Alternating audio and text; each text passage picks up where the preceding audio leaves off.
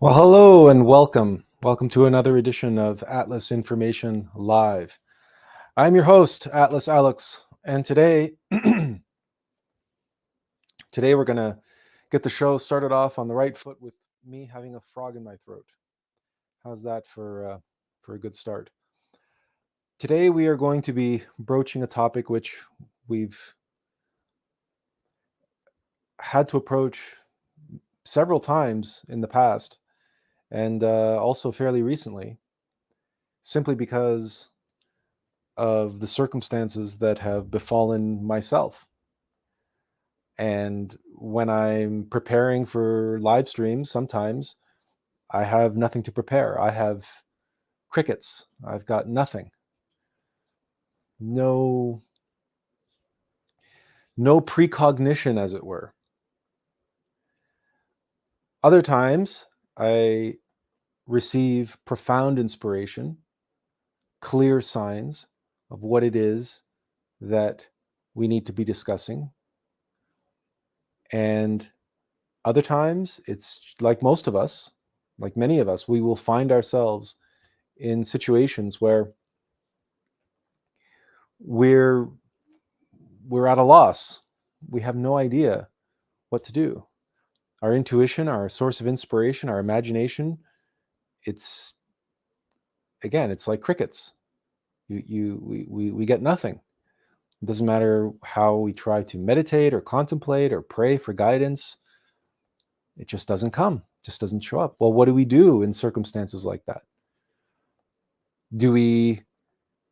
Well, many times we feel like we have no choice, right? We have to rely on our own faculties, on our own abilities, on our own rational mind, or we have to make some kind of a decision. We have to go through, we have to do what we need to do, right? Or do we?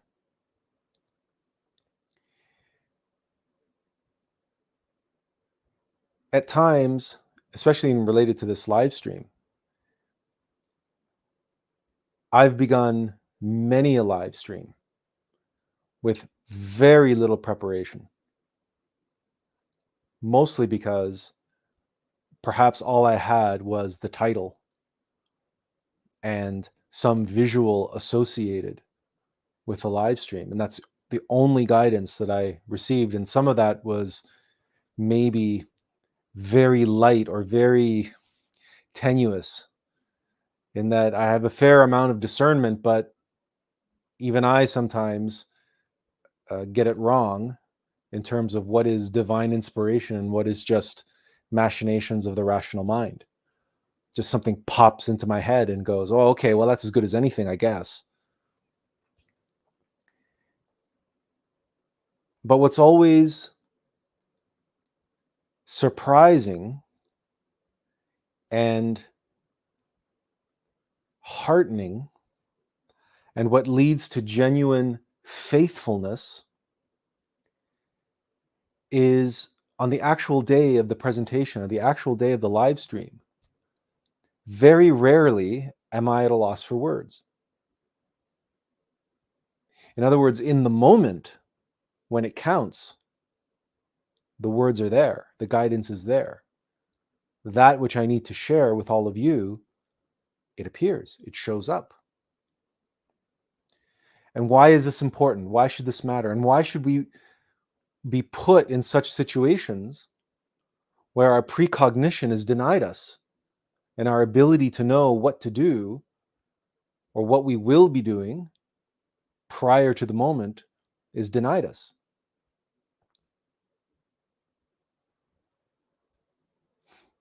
And the answer to that has to do with the fact that being in the moment is just that, being in the moment. And our requirement to know ahead of time is a requirement of the rational mind.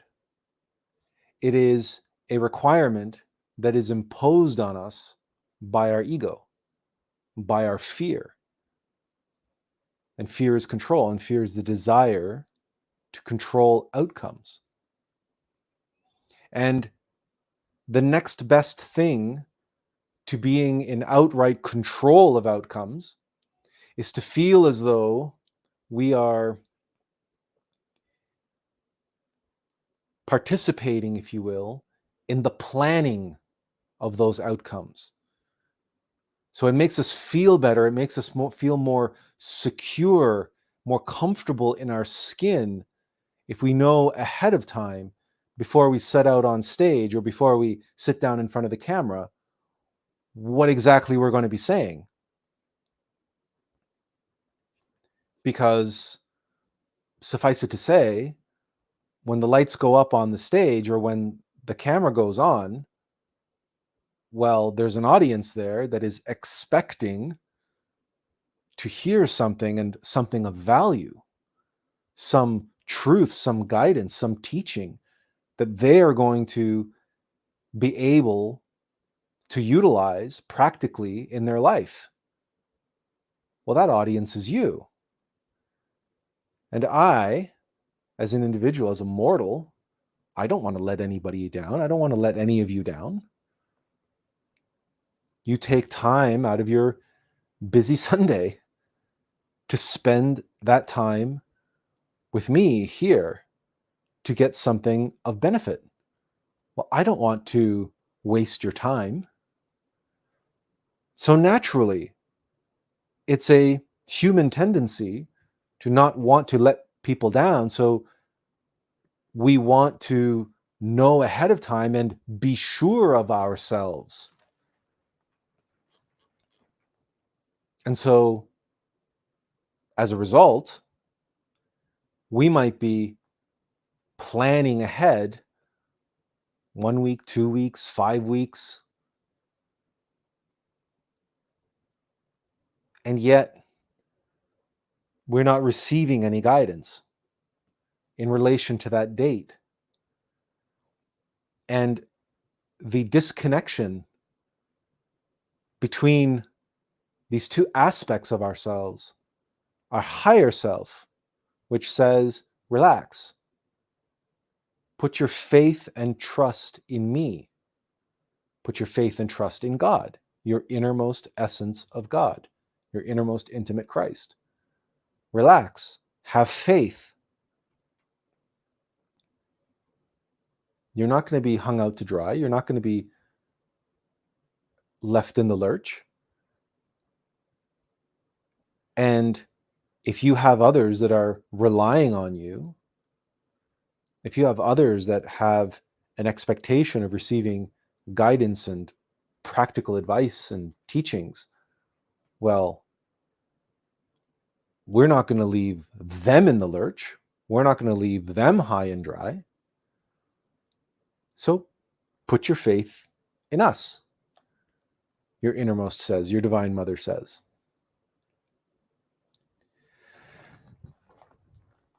But that really, really doesn't sit well with the ego. That doesn't sit well with us as we face the practical rationalizations of our mind. I say, well, yeah, but if I don't know what I'm going to be talking about, what am I going to tell my followers on Facebook what we're going to be talking about? And this is one reason why I can never advertise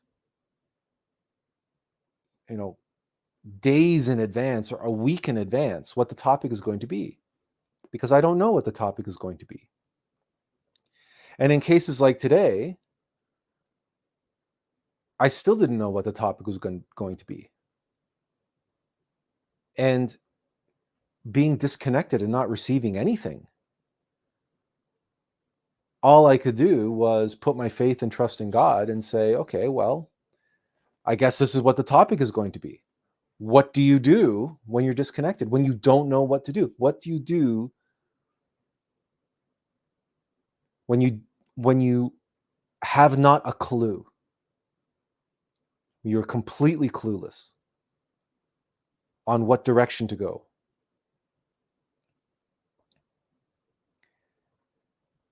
And the answer that presented itself yesterday in preparation for today was that infamous Inspector Clouseau. Behind me, you see Peter Sellers and David Niven, the two actors that brought the characters of Inspector Clouseau and the Phantom to life for so many years. You may or may not be familiar with them, but in one way, shape, or form, you will be familiar with the Pink Panther, even in cartoon form, and the Inspector who's constantly in the pursuit of the Pink Panther. Now, in the live action version, the Pink Panther refers to the diamond, the famous Pink Panther diamond, which the Phantom, played by David Niven, steals. And Clouseau is on the trail always of the Phantom. It's the equivalent of Sherlock Holmes and Moriarty. Only, of course, the whole thing is a farcical comedy. And Peter Sellers was just a comedic genius. And although some of the later Pink Panther films, they started to, wane in their quality, but it's always the case, isn't it, for these long-running franchises? But for many years, the Pink Panther films were like a comedic foil to the James Bond franchise. So if Bond films were, although they got pretty campy as well, but they were more or less taken seriously, the Pink Panther films were quite the opposite. And the antics of Peter Sellers were, and the director Blake Edwards, who's, just as a duo, Blake Edwards and Peter Sellers, they just worked very well together. But you have this same dichotomy, the same relationship, where you have the hero and the hero's nemesis, and the two are like mirror images of one another. But whereas in the Bond films, those mirror images are very similar in that both Bond and his nemesis are both suave and debonair and sophisticated and intelligent and resourceful and handsome and so on and so forth. Well, not always handsome, but you get the idea. They're very much like Sherlock Holmes and Moriarty, where the two are equally matched in every way. Part of the humor of the Pink Panther series comes from the fact that Inspector Clouseau is a complete bumbling nincompoop. He is, any success that he has is almost entirely accidental. He is regarded as the greatest inspector, the greatest detective in all of France. And that's the running gag, is that he's a complete imbecile. And everything that he goes through with Chief Inspector Dreyfus and everything else, this is all unfolding all the time. and his ridiculous costumes, because he always goes undercover and he goes wears these disguises that are absolutely ridiculous. And this is all quite the contrary, quite the opposite to the Phantom, played by David Niven, who is truly a suave and debonair and intelligent, sophisticated jewelry thief and cat burglar. So why do we bring all of this up? What possible value can we get from looking at a farcical, comical parody of James Bond / Sherlock Holmes? And how does this relate to ourselves?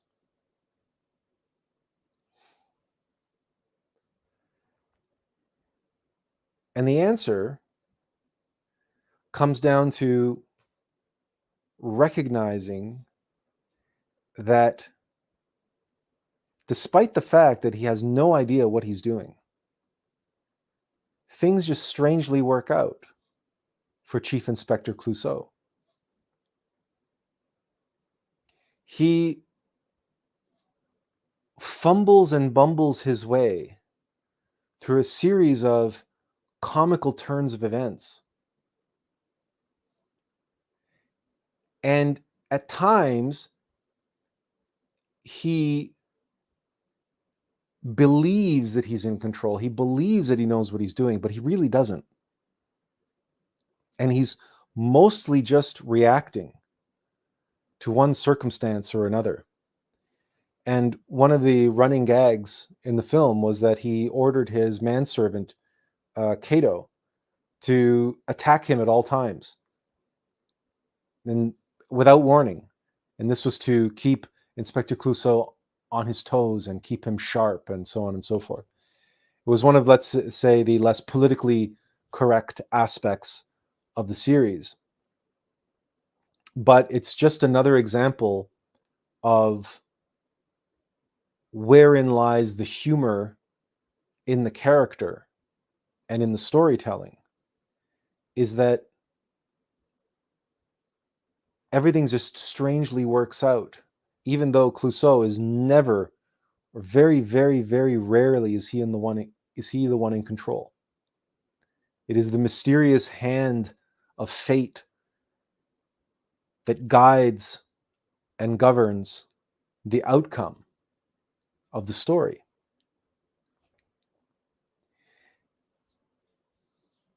And at the same time, the villain, the adversary, who is very suave and debonair and intelligent and surely does feel in control,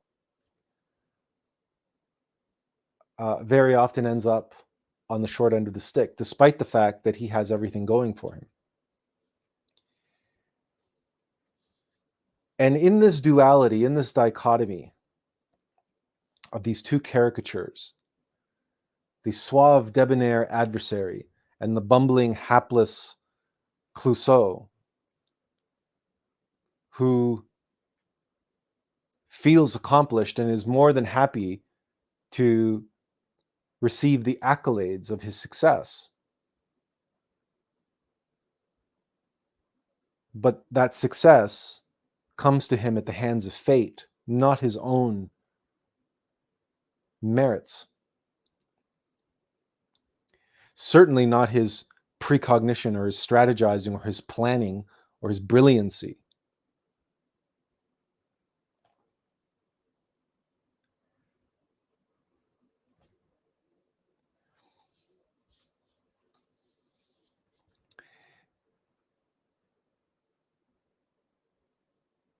So the one thing that Clouseau has going for him is that he is an inspector, he is a detective. And he pursues what clues are available to him. This is the one aspect that all inspectors, that all detectives share in common. Even Clouseau, as witless and as hapless as he is, he knows well enough to follow his nose and follow the breadcrumb trail, as it were. He might be entirely out of touch as to where it's going, and he might have entirely erroneous ideas about the circumstances involved, but he knows enough, to take out his detective magnifying glass and to search for the clues and follow the trail of clues. This is, after all, what a detective does and what an inspector does. And herein lies another clue for us to follow when we're in a situation where we don't know what to do and we don't know where to go and we're not receiving any guidance from within.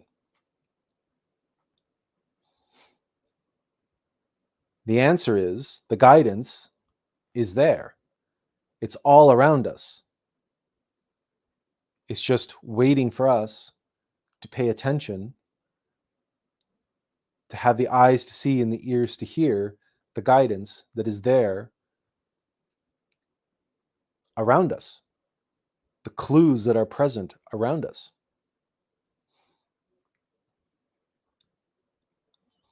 Now, this is a very important skill to be able to develop, because very often we don't have that clear voice of guidance from within. But if we can identify the breadcrumb that's been placed in terms of circumstances or people or signs or symbols around us, then they can point us in the right direction. But we have to know how to be able to look, to see as a detective sees, as an inspector sees, or as a child sees.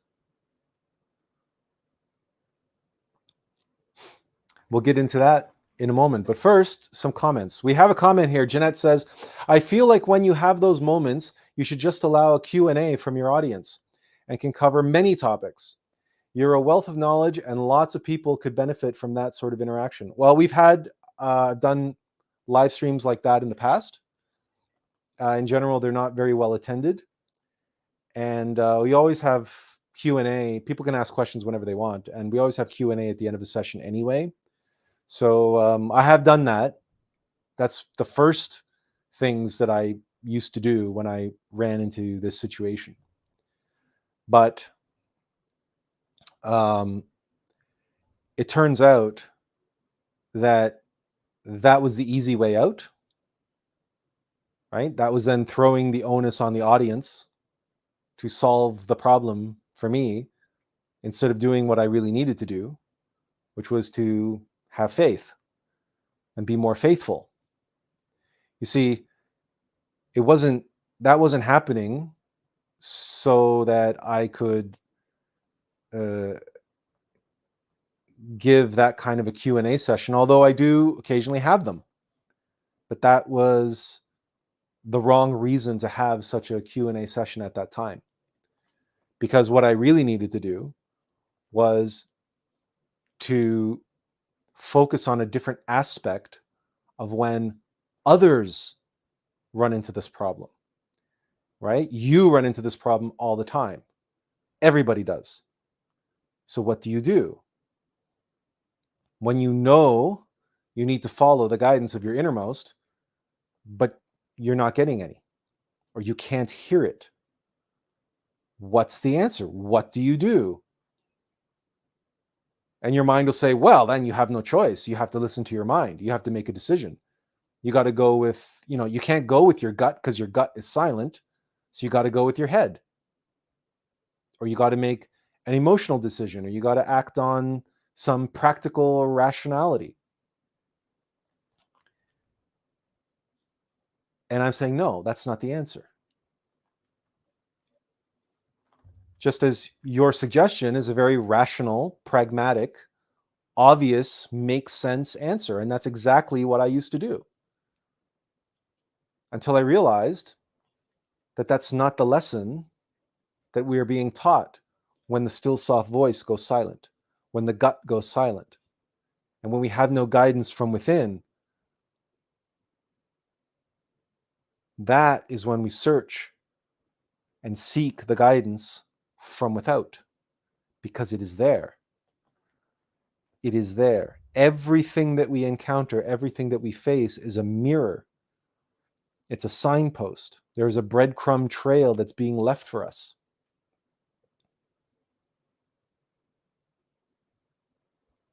And in my case, for this live stream, what showed up was an image of Inspector Clouseau. And there was something about the word inspector that leaped out at me and grabbed me. And it sent me down a rabbit hole of sorts. And it was only a few moments. It only took a few moments to be crystal clear on the importance of being an inspector when we are all alone, when we feel ourselves abandoned, when we feel ourselves like we are not receiving the guidance that we need. So it's this word, inspector. Now, it's a very interesting word because, of course, you have the root word here, to inspect. And one of the functions of the Alm of Life is self-observation.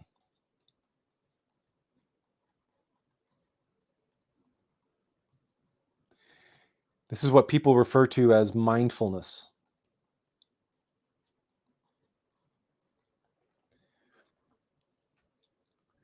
So obviously, that's being an inspector of yourself, to be constantly in a state of self-observation.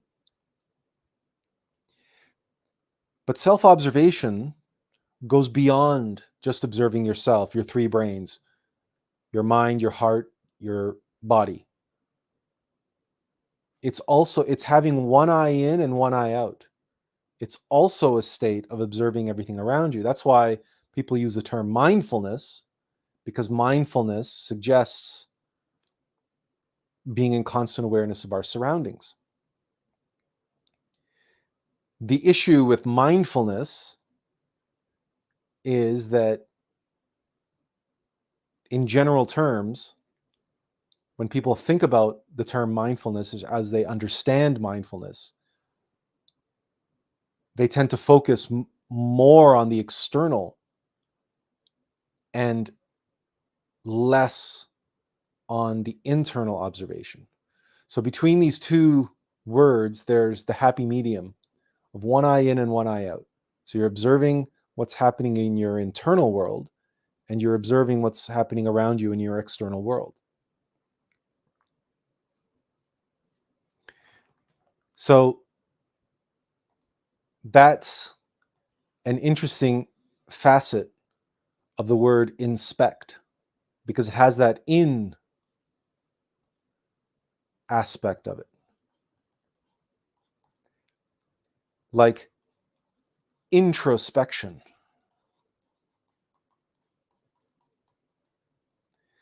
We have that inner aspect, to be an inspector.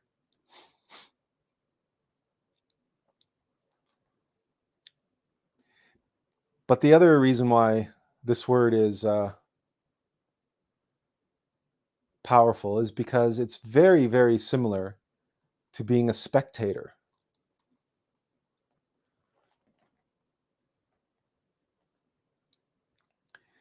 to be observing what's happening to you as a spectator observes a play or a film, to observe a character going through a set of circumstances, much like one would observe Inspector Clouseau bumbling through a comedy of errors, which is what he really is in terms of the comedic style. That's what the Pink Panther series is really about. It's a comedy of errors. But there's another interesting relationship, and that's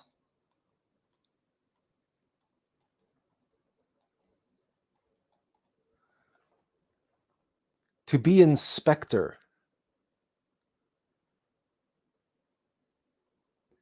Now, a specter is like an apparition. It's a ghost. It's a phantom, right? It's an illusion, or it's something ineffable.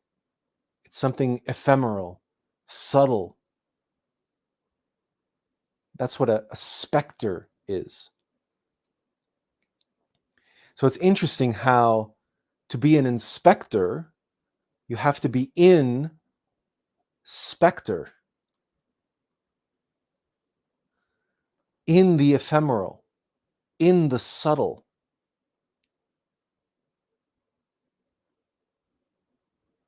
And that's why the detective or the inspector always, or the trope is, right?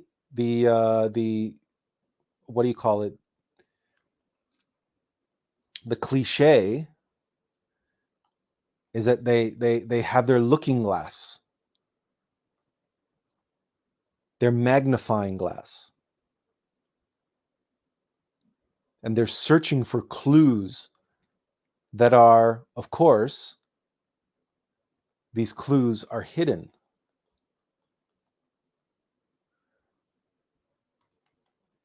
And the idea is you look through this looking glass and it magnifies that which is hidden. It allows you to see that which you could not see.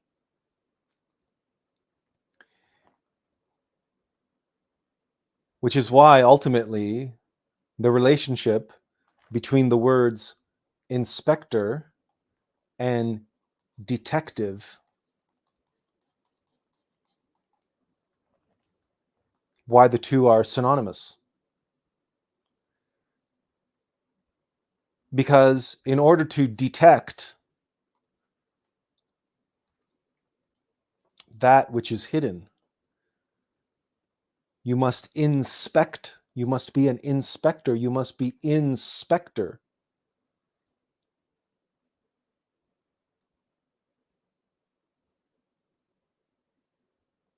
And for all his faults and his bumbling and his, everything else that goes along with Inspector Clouseau, this aspect, even he understands and abides by as a character, as an archetype. He is the quintessential inspector. He is the most famous inspector, certainly in France, but in some circles all over the world.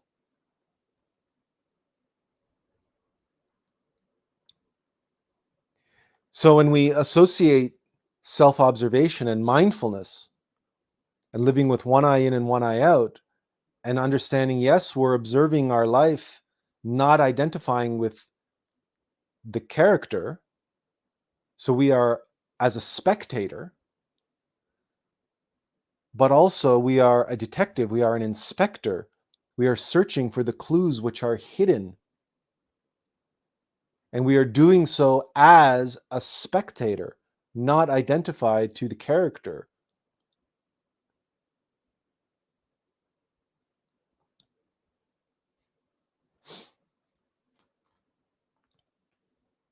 All of this, mind you, none of this came to my rational mind yesterday. all I had was the word inspector leaping out at me, and Inspector Clouseau, and saying and just knowing, being given that much of an answer, that what I had seen, what had presented itself to me, said, yeah, go and run with that. And have faith that everything around that and related to that will show up in the precise moment that it needs to. But there is your clue, and you have to pursue that clue and follow that clue. But the nature of that clue and the insights that it has to reveal, in other words, the trail that clue will take you on, the path to the next clue and the next clue and the next clue, will not reveal itself until your live stream.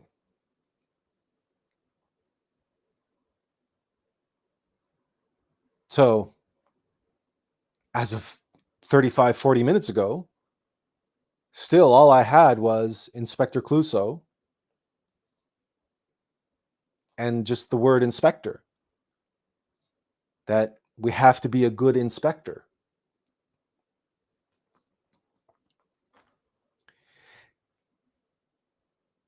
Because when we have nothing to go on, we must rely on the clues that have been left for us. But the only way that we can see those clues, we have to know how to look for them.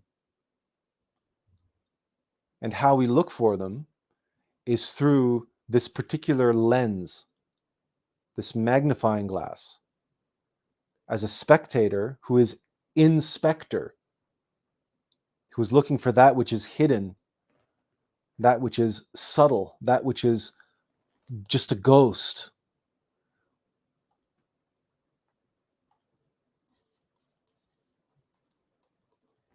That which is ephemeral.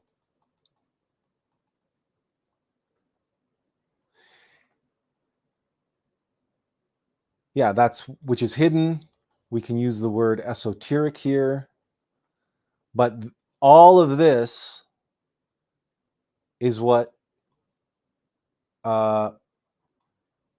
most people miss. What most people will never see.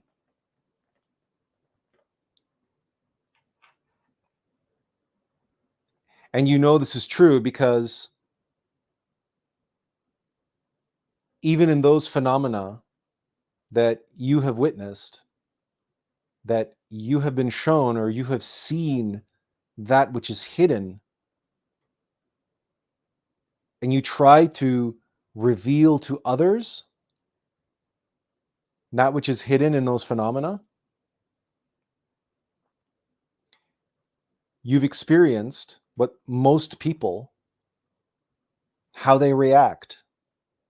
Either they're completely bored, they're completely disinterested, or they don't believe you. They can't see it. Even if you show it to them, even if you make it as plain as day and as simple as you can, they won't see it. They refuse to see it. There's something in their mind that prevents them from seeing it.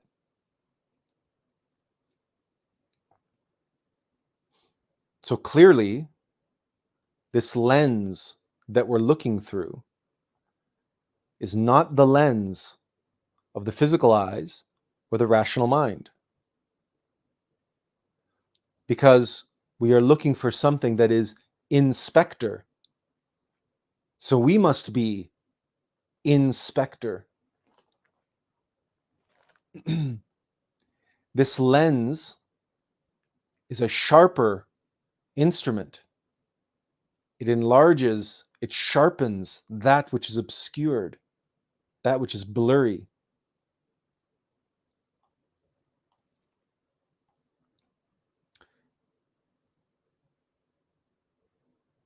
The name that we give this lens, this faculty within us,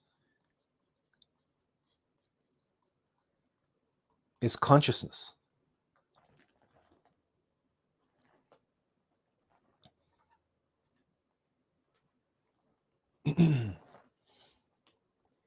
there have been many, many shows about the great detective Sherlock Holmes. And in one of those shows, Benjamin Cumberbatch plays Sherlock Holmes, and the way it's filmed, it's like the filmmakers attempt to visualize and present the way Sherlock Holmes sees a crime scene.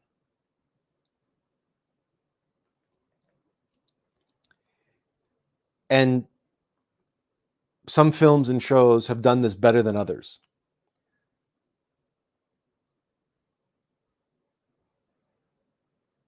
But the takeaway is that Sherlock Holmes, the problem is that deductive reasoning has always been applied to Sherlock Holmes' methodology because he's a product of the so-called Enlightenment era of Europe, and that where deductive reasoning was placed above as the be-all and the end-all of knowledge.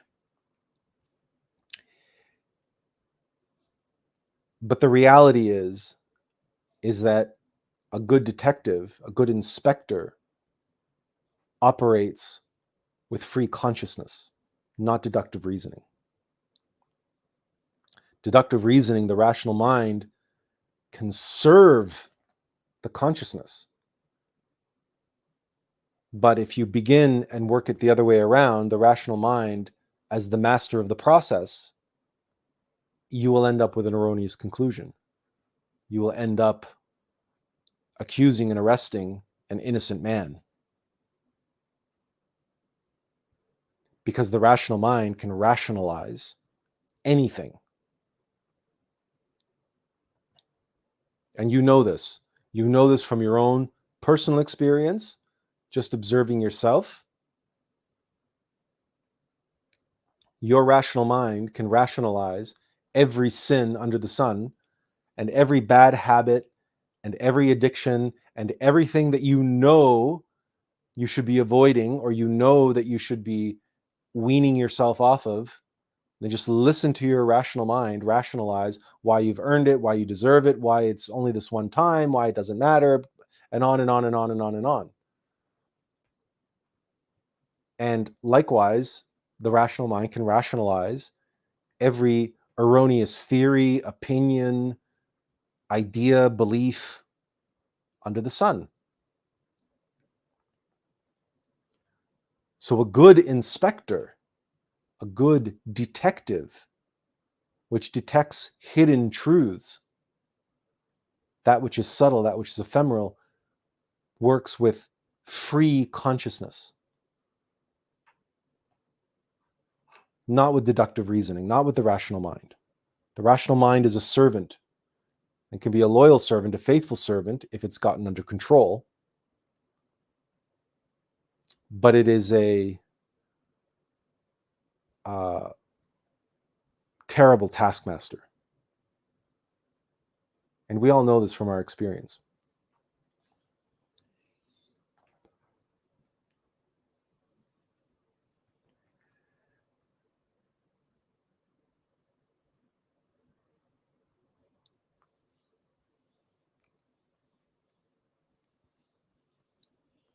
So when we go through life, well, we have a couple of quick comments to get to. Benjamin Ochoa says, hi, Attila. Hello, Benjamin. Nice to have you here. And he says, there's an Inspector Gadget video game on Nintendo Switch. That's interesting because you bring up Inspector Gadget. Inspector Gadget was a cartoon that some of us may remember from our youth. Clearly, if it's on Nintendo Switch, clearly they're still milking that franchise. Inspector Gadget is based on a live-action TV series from the 70s and 80s called Get Smart. And the actor, whose name I will not remember right now, but the actor who played the detective on Get Smart, he actually did the voice for Inspector Gadget on the cartoon. And Get Smart was it was an American attempt at like an Inspector Clouseau, but it was a TV series in the 70s and 80s.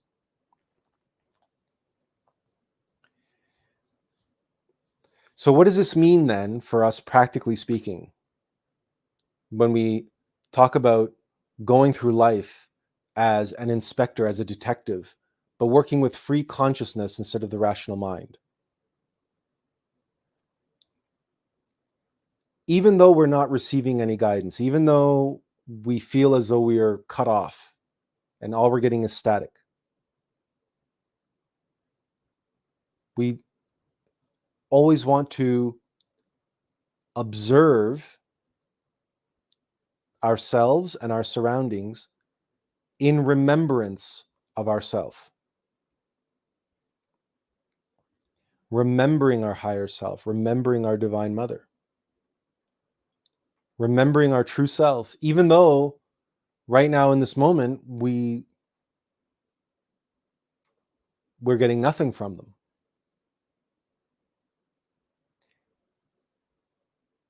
But in particular, our divine mother is the one who furnishes us with all that we need in this life. If there are clues to be had, if there are signs pointing us in a certain direction, if there are guides among us, it could be complete strangers that we have just met who are coming and saying XYZ to us.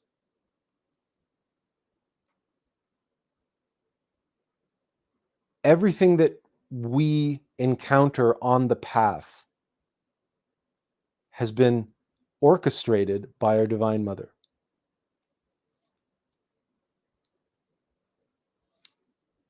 Not everything that we want, everything that we need.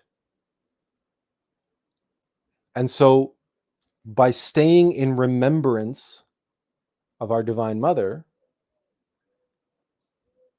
and we go through life looking through that conscious lens, conscious of ourself, even if we are not receiving direct information, we can, by virtue of encountering all that has been put there by our divine mother, receive indirect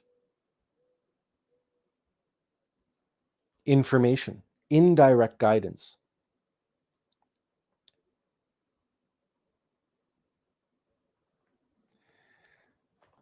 And this is important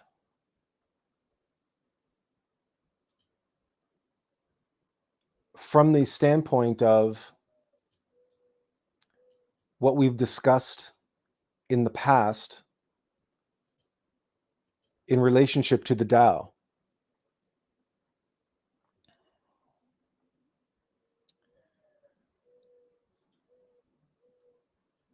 Now, if you give us a moment here, there we go.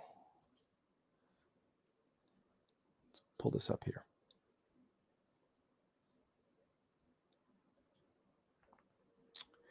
So,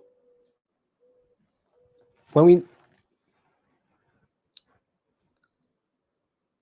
we've talked about this in the past, where when we talk about the logos,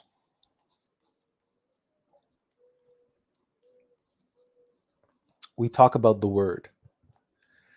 And you've heard me say many times that the living, breathing word of God is writ large and small in the book of life, all around us and within us, if only we have the eyes to see and the ears to hear it.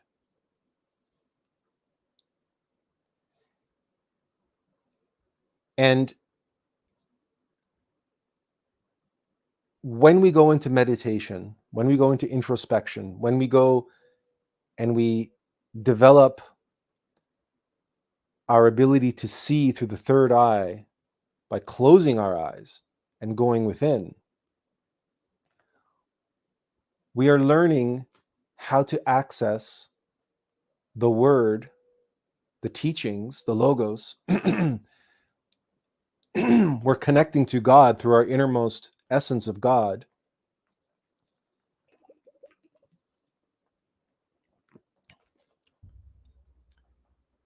Seeking the truth within, we are operating with integrity.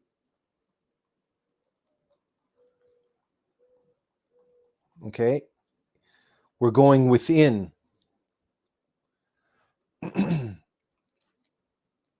And integrity means to be able to take a stand.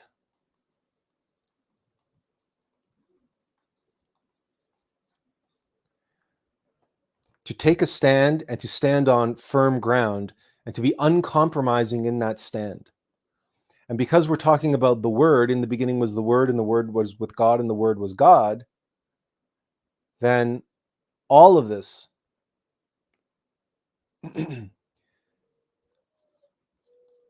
we're talking about stanza, which derives from the Latin word for stance.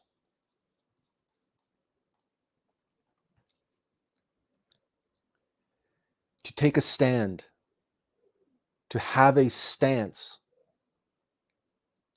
uncompromising, unflinching, unyielding stance,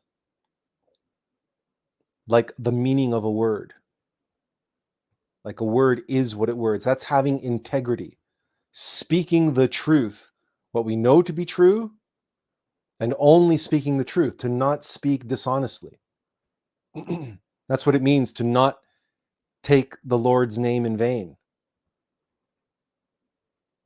to not speak ill language. It's not just foul language, it's false language. And that's all well and good, and that's important. But in the consideration of the Tao, all of this is 50%.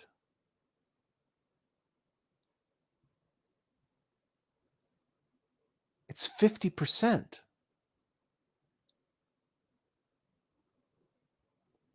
There's this whole other world in here. It's not out there. Out there is an illusion, right? It's a specter. It's an appearance. It's an apparition.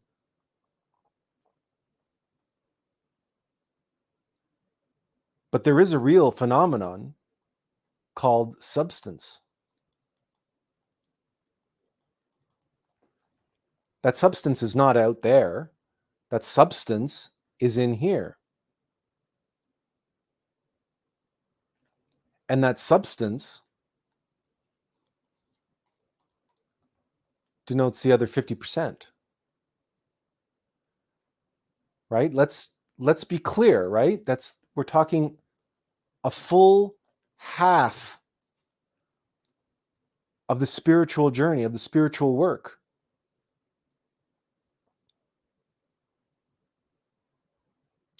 Is getting at this, which is contained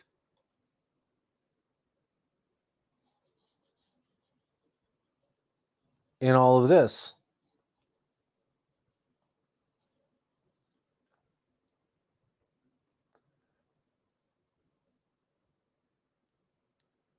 And it's this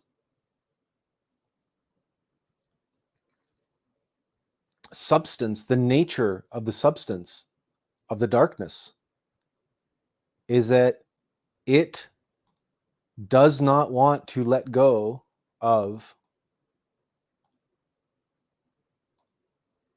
it does not want to let go of this. The substance covets. It covets what it has. You've heard of the term, the conservation of energy? It's a physics term, right? The darkness absorbs the light. And the darkness does not give up the light that it has absorbed freely. It resists the giving up of that light. And it obscures that light. It obscures the truth. There is truth there, but it is buried within the substance, within the specter, the apparition of superficial and literal and corporeal, physical, material reality, which is very distracting. And indeed, it's hypnotic. Hypnotic. Because it leads to our hypnosis.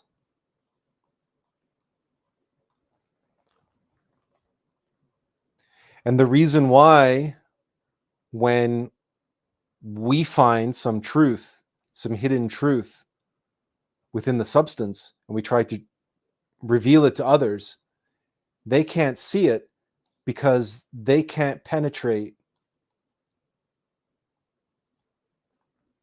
and see through the substance. They only see the substance. They cannot see the stance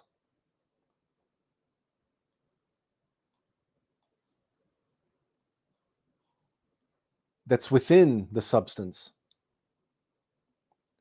They cannot see the stanza. They cannot see the poetry. They cannot see the word. Right? It's been because the substance doesn't want to surrender that. Its nature is to absorb and hoard the light, the truth, and to put forth substance in its place. That's its nature, its very purpose.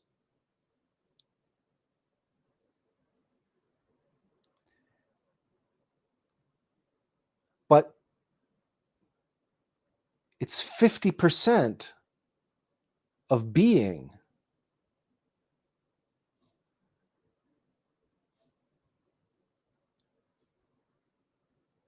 It's 50% of everything, of reality, of spirituality. We must come to reconcile the opposites and to enter into the wholeness of the reconciled duality.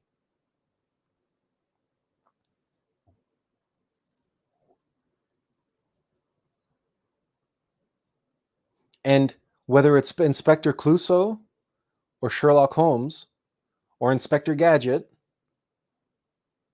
or the detective from Get Smart or Scully and Mulder from the X-Files or any number of, CSI, what is it, Crime Scene Investigation, CSI Miami and all those shows, the archetype of the one, and it's always, the detective shows, they're always solving crimes, are they not? They're always entering into this underworld, into this world of darkness, into a crime scene, into a kind of hell on earth. And the truth is obscured. Or in the case of Inspector Clouseau, right? He's chasing the phantom. What did we say just a few moments ago earlier about specter? It's funny because specter happens to be right? We said ghost, apparition, but the Phantom is the name of the jewel thief in the Pink Panther. That's what David Niven plays. But in James Bond, they actually have a modern James Bond film called Spectre, but Spectre is one of these like mega crime conglomerate organizations, right? From the James Bond films. There's this notion of darkness and death, the Black Lodge, right? The inspector, the detective, the secret agent enters into this dark world to recover the stolen jewel, or to recover the intelligence, or to find the truth, to find the murderer, to find the criminal and bring him to justice. This is all part of the same archetype of what it means to be an inspector in the world.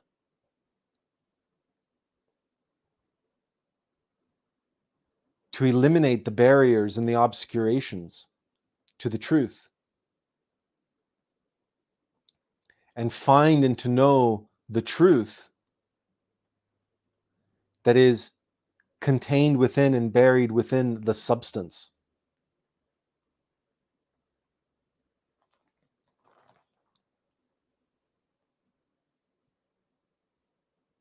Then one of the ways in which we do this, in which we practice this, is by going through life as an inspector with a lens of free consciousness and seeing God everywhere and seeing the word, the stanza, in all the substance.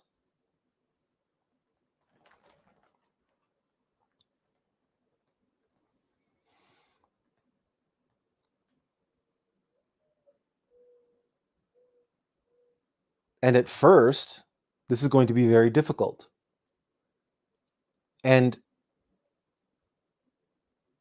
it might be very tempting for the mind to jump in and start interpreting and finding meaning where there is none, and ascribing and projecting all sorts of meaning to innocuous, irrelevant happenstance. And that happens. And you see that all the time. We must resist the urge to fall into that trap of projection. We must become comfortable with the not knowing, of the encountering what's around us, knowing that there's truth there, but we just don't have access to it yet. It's in the slow and steady progress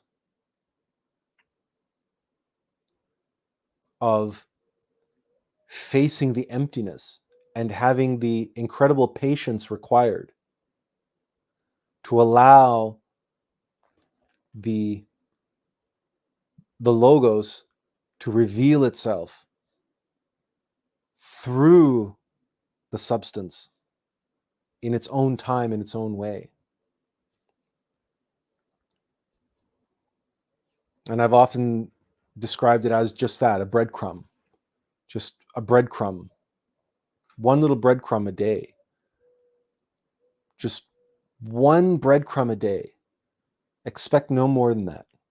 One little nugget of wisdom, of knowledge, of something that you've spotted in something, in one little serendipity or one little little message, a little sign, a little symbol, a little something.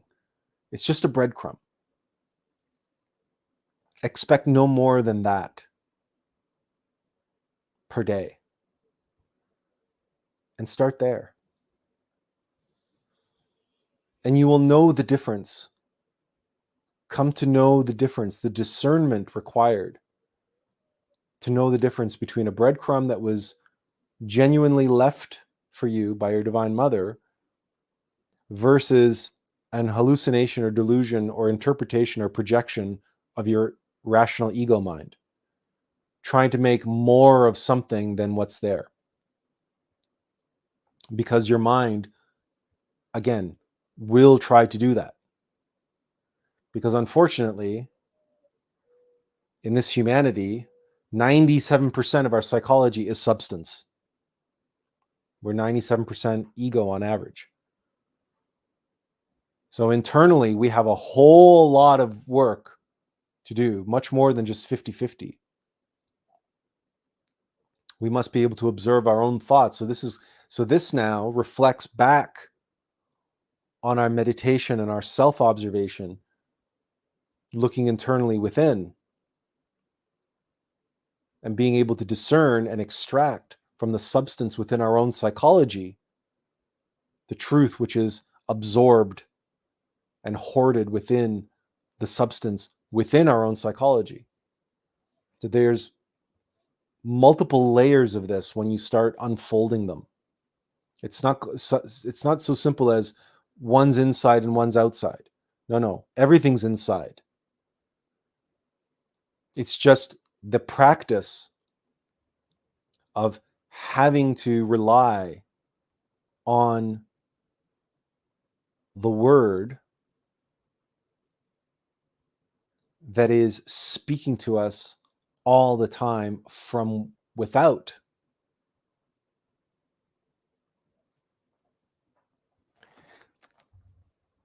Let's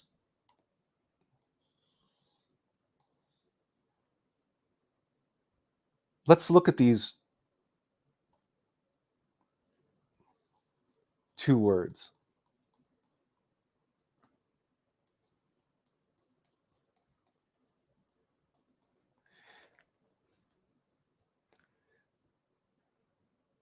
The typical understanding of these words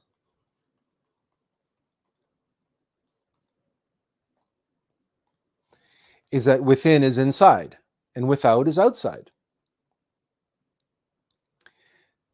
But when we break them apart into two, one means with that which is in.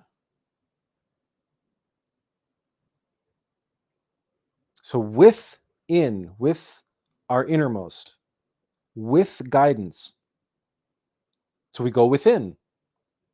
So we get our gut feel, we get our intuition, imagination, inspiration. We go within for that. Now, obviously, it's inside. Okay. Without means we don't have that. It's when we're lacking that. It's exactly what I was lacking yesterday as I was needing to prepare and announce what I was going to be talking about today. I was getting nothing from within. I was without guidance. I was without a clue.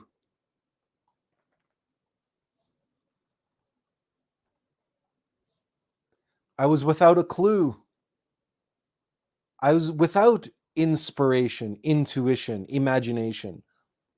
I was without.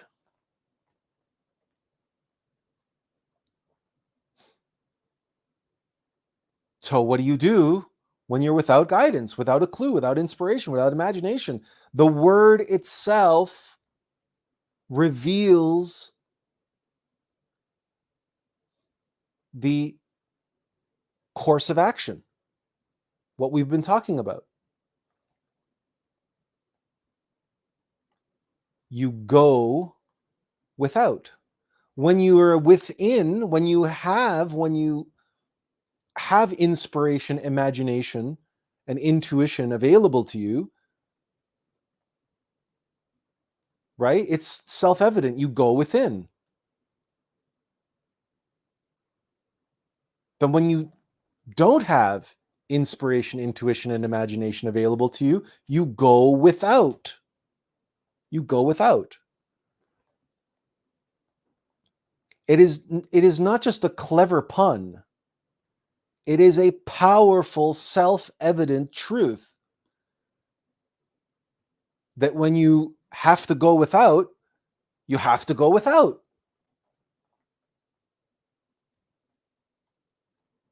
This is the power of language, the power of the word. Right? We don't call it the logos. And in the beginning was the word, and the word was with God. And people say, oh, you reduce it, everything's reduced to vibration and frequency. No, because what I'm describing to you can't be reduced to frequency and vibration. To go without means to go without.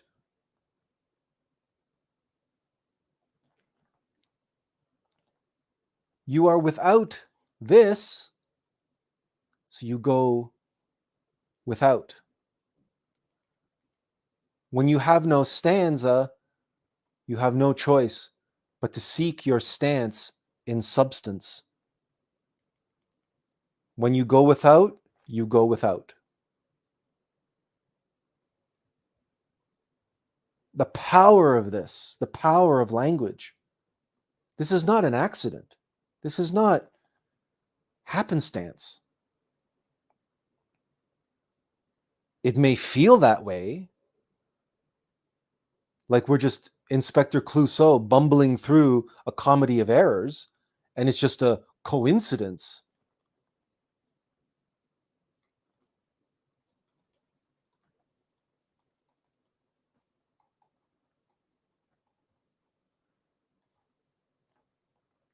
Happenstance. Understanding what we know about stanza and substance and say, this is no happenstance. This is no accident. This is no coincidence. It's happening. This is stance. This is stanza happening. This is the word in action. That's what happenstance is. But somehow the meaning and definition of happenstance got reduced and degenerated into accident or coincidence. But the true meaning of happenstance is closer to serendipity. Serendipity. Oh, we'll try to fix the spelling out. Serendipity. There we go. Or if you want to deal with frequency and vibration, sure, let's talk about synchronicity.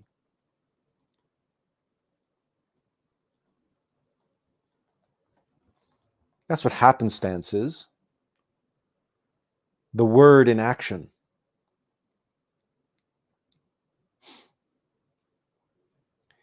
And the thing about people hate puns. Have you ever noticed that? People hate puns. But puns are often very humorous. But the power in punny language is what we just revealed. And that words have inherent superficial meanings that have been ascribed to them. But when you start inspecting them, when you start becoming an intrepid explorer, a detective, an inspector who is not distracted by the letter of the law,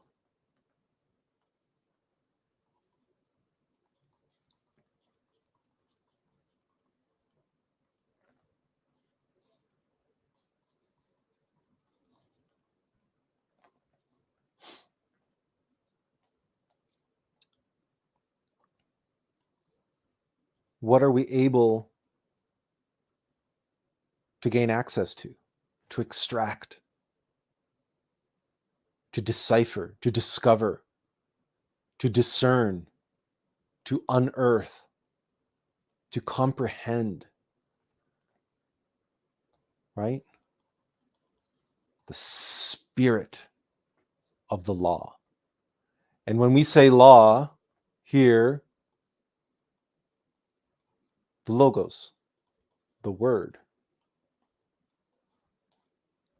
the testament,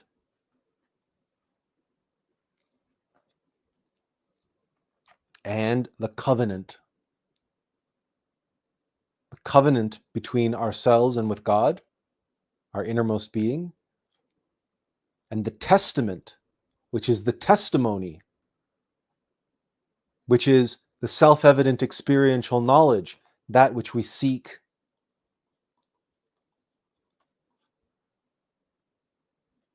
And our testimony feeds back into the court, where the letter of the law is put to the test against the spirit of the law. And the spirit of the law must always trump the letter of the law. This is a de facto universal truth, else there is no law.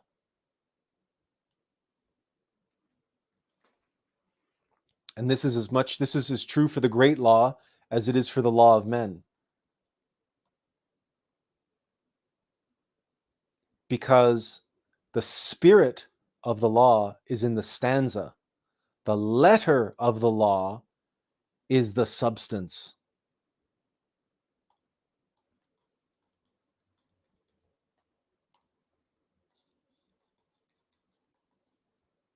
But it is down here in the letter of the law that the trials convene. This is where we are put on trial, and this is where we require the evidence and the testimony. This is where we must witness and bear witness to what? We are bearing witness to the spirit of the law, to the stanza that is contained within the substance. But to do that, again, coming back to this whole thing about being a good inspector, right?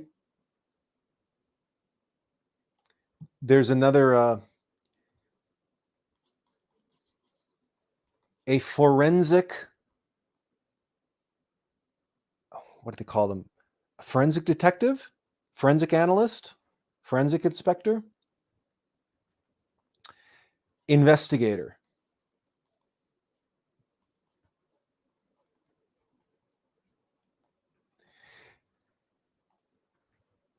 Now, interestingly enough, just for fun, none of you think this is fun. Unless you're a literary linguist, none of this is going to be very fun. But just for fun,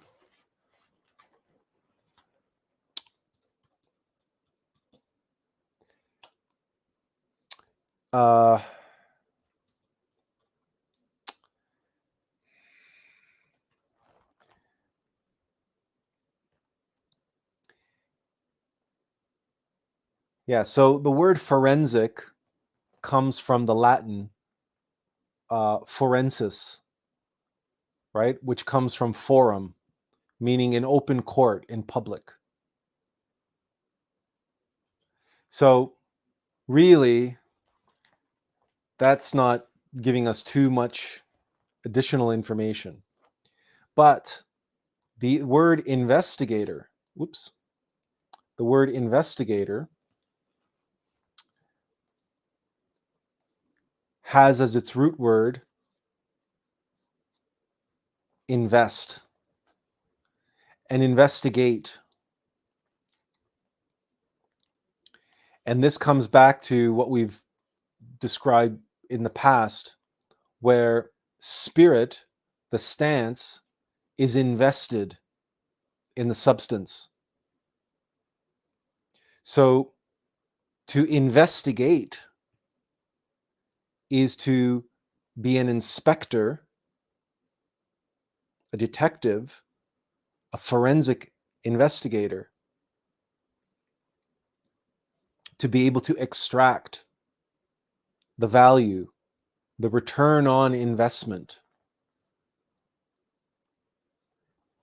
the ROI, the return on investment made through the act of creation and through the investment of the word into the substance, the investment of the stanza or the spirit of the law, the investment of the spirit of the law into the letter of the law. We must be able to extract the return on investment. And the return on investment of investing the spirit of the law into the letter of the law is justice. That justice may be served.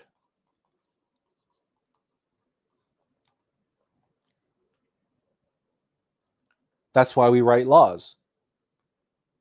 We invest those laws with the overriding spirit that inspired those laws, such that those laws can be applied when courts are convened and testimony is given and evidence is provided and witnesses testify, such that justice may be served. That justice is the return on investment.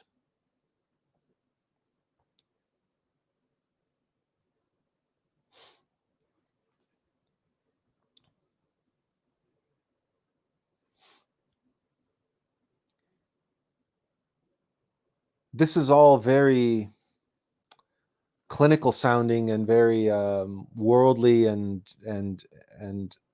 let's see if we can't back up and take it to a place that's far more organic and softer and gentler and more beautiful and more heartwarming than a courtroom.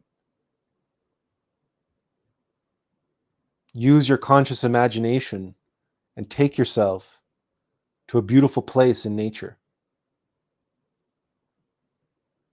It could be a beautiful forest, a meadow, a mountain range, the ocean side, or even underwater, a beautiful coral reef, or under a palm tree in the sandy beach, meters from the coral reef. Whatever is beautiful and natural to you, a refreshing waterfall or a babbling brook or a deep, mossy laden forest path. Take yourself there. And in your conscious imagination, visualize anything and everything in that setting which just exudes beauty to you and exudes the incredible, ineffable, unimaginable genius that is the spirit of creation itself. The divine artist who painted the colors and sculpted the textures and comprehend that all of that entire experience is really an elaborate orchestration being played by a divine musician, a divine orchestra. It's been written, composed, and is being orchestrated in real time to create this elaborate, multimedia, multisensory, three-dimensional experience.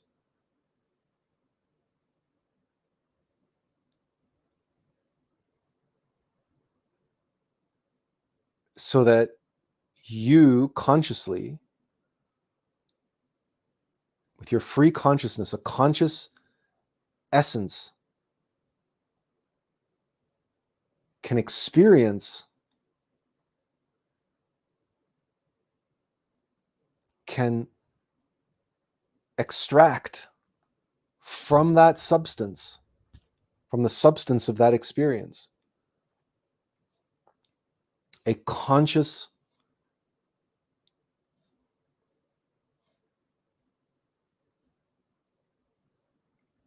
knowing of the nature of the creator who invested himself into that substance, so that you, as an essence of that creator,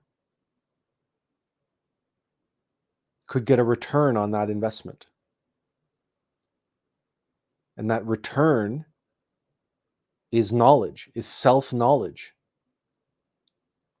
Knowledge of your true self, of your higher self, of your innermost inner essence, your creative essence, your inner artist. But you go out in nature as a spectator, as an inspector who is inspector.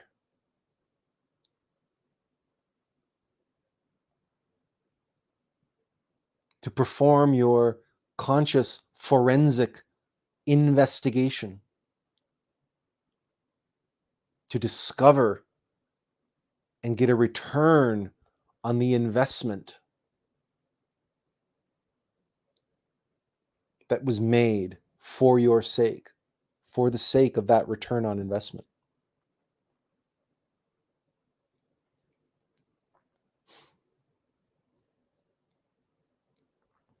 The beauty that you experience, that you feel through your communing with nature, with that place that you went to in your conscious imagination that was most beautiful to you, is a return on investment, an investment made by the creator, an investment made on your behalf so that you could appreciate that investment.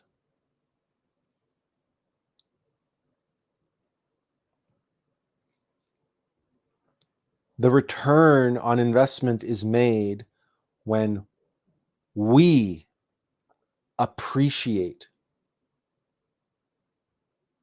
that investment. But in order to appreciate that investment, we must first investigate. We must be able to inspect, detect,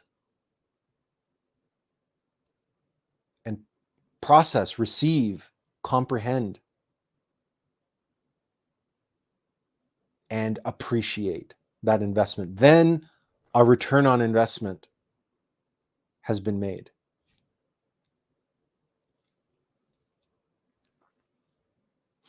This is why the word stanza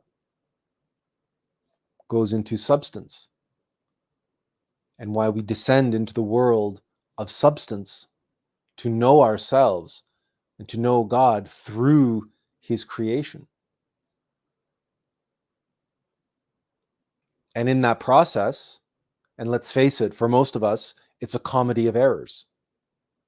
We're just a character. And like Clouseau, we're hapless. We really are hapless. If we have any success whatsoever, it is because of how the script of our life has been orchestrated by our Divine Mother for our sake. But as long as we remain a good inspector, we can bumble our way through every story and everything will work out for us.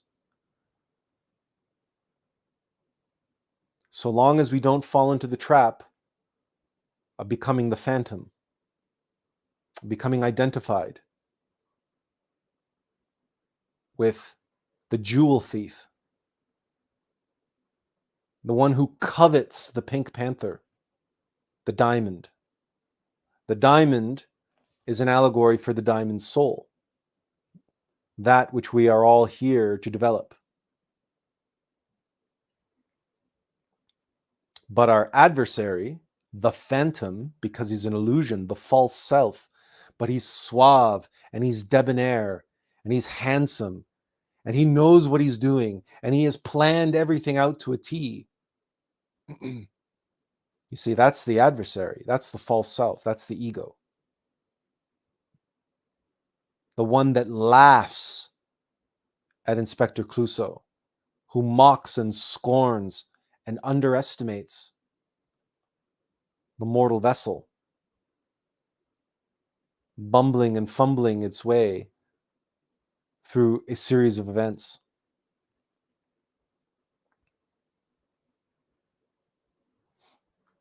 That part of us that wants to plan everything, that wants to know everything, that wants to be in control of everything, that's the phantom. That's the one that's trying to steal the Pink Panther for itself. That's the false self.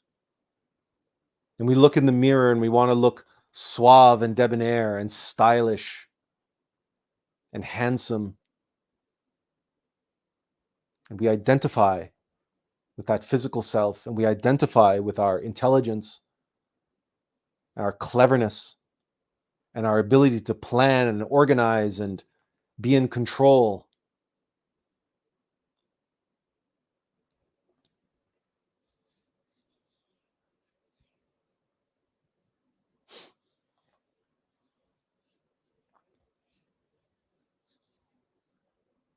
And what we have to understand is that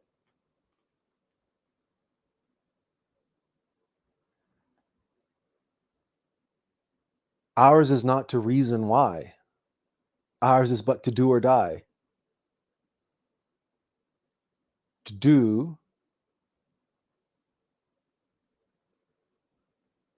what we are here to do, to be an inspector, to be an investigator, to remain aware, conscious, present, to be able to receive the word of God within and without. No planning, no control, no cleverness, no premeditation. But just as we do, fumbling and bumbling and stumbling our way through circumstance to circumstance to circumstance in the comedy of errors that is the path, recognizing that as long as we remain a good inspector, appreciating, especially appreciating when we receive the signs, the word, the symbols, the guidance, the breadcrumbs, the manna from heaven, yes, which you've heard me say many, many, many times. Every breadcrumb that we can extract and we appreciate every breadcrumb is give us this day our daily bread. It is the manna from heaven that feeds our soul, that we were able to extract the nutrition from the substance.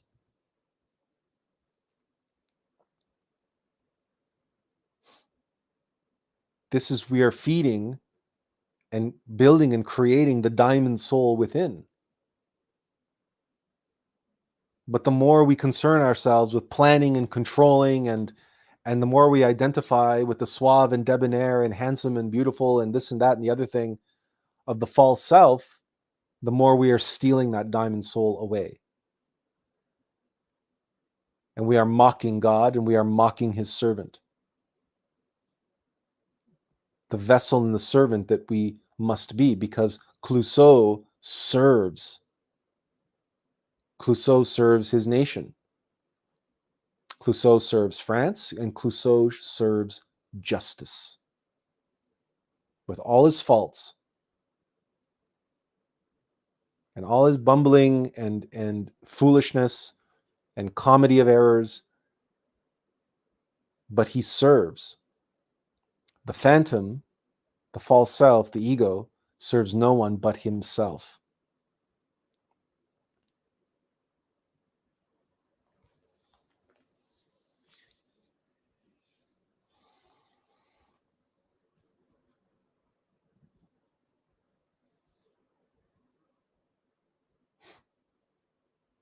And rest assured that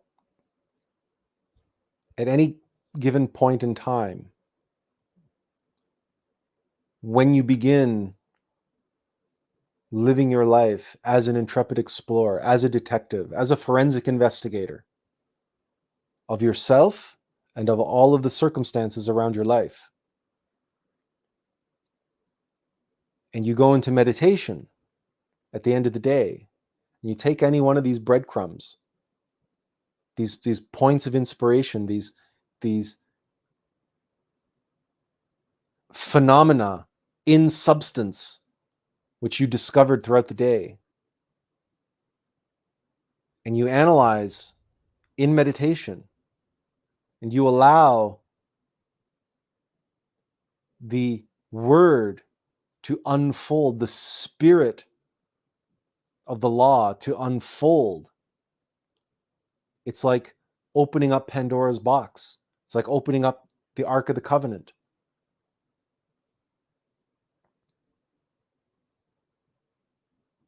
And you will be able to experience in meditation, much like what we have experienced with you here together now, in terms of the unbundling and the unpackaging of Inspector Clouseau and being a detective on the spiritual path.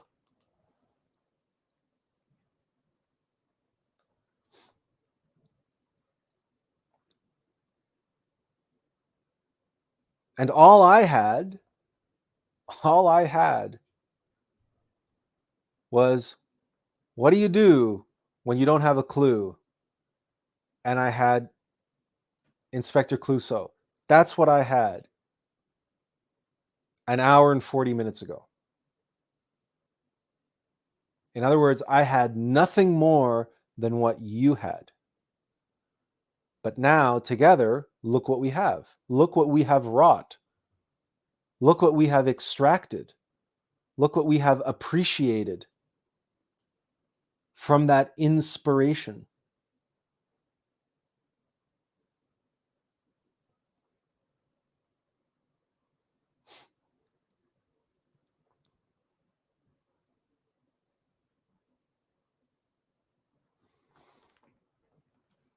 And so the reason why it is important to, on occasion, have live streams like this one. In truth, every live stream is like this more or less anyway, because I always approach them the same way. But specifically having live streams associated with, what do you do when, as I said, when you don't have a clue? When you haven't a clue, what do? You observe, you investigate, you inspect. When you have to go without, you go without. go without. When you have the ability to go within, go within. But when you don't have the ability to go within and you have to go without, you go without. Because the answers are there. They're waiting for you. The temptation will be, as I described, to become the phantom. The temptation will be to identify with the one who wants to be suave and debonair and in control and know everything and plan everything like every good jewel thief does. What comes to mind is that movie, the Ocean's 11 movie, which is, of course, all about a heist and the heist of a casino. And there's actually a sequel to that movie, Ocean's 12, I believe they called it, and it's actually about a jewel thief. No, or is that the third one? Ocean's 13. I can't remember. One of the sequels. Wait, no, I think the second one, Ocean's 12, was about the jewel thief, and they're in Europe. And Julia Roberts is in the movie, and so is Bruce Willis.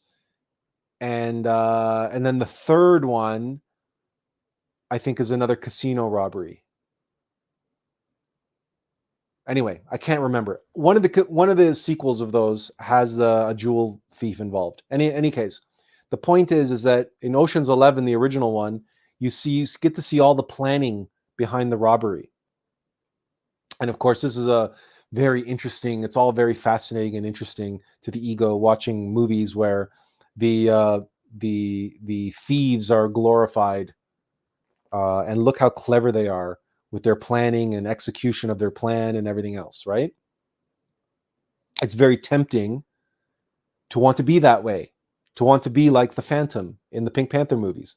He's got everything under control. He's worked out every detail. His cleverness is supreme, and it allows him to steal the jewel and get away with it. That's the ego's fantasy. That's a what do you call it? That's like pornography to the ego, to the rational mind.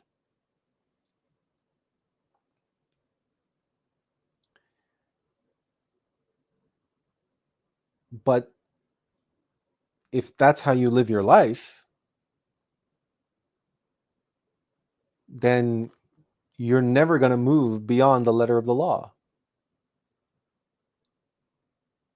And you're going to be stuck in the substance of substance,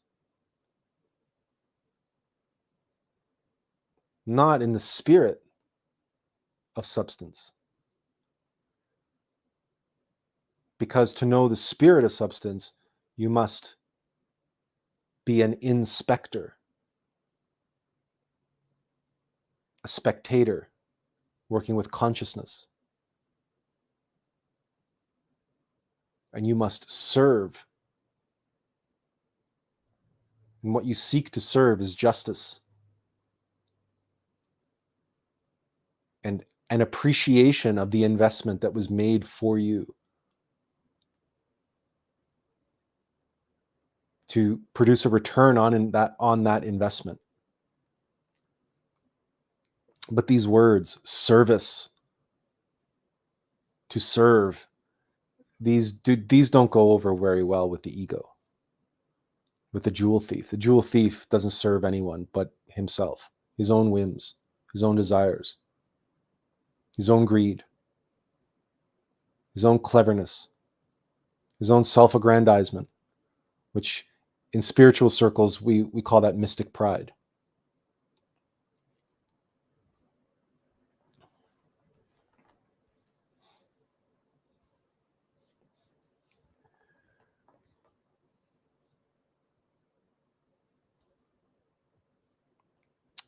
Does anyone have any questions or comments? We've had a small group today, according to StreamYards anyway, and it's been quiet today. You guys have been not very chatty today.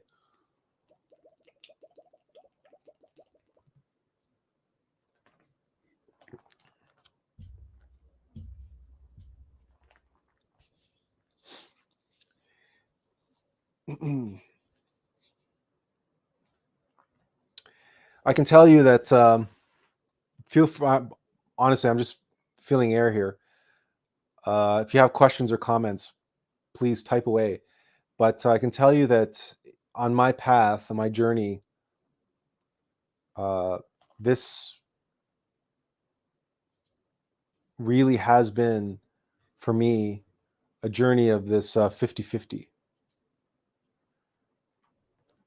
And one of the reasons why I'm here is to parlay and give to humanity what in the past, and I've told you this before, but it, it, in the past, it was called the Book of Thoth, who was, of course, Hermes Trismegistus.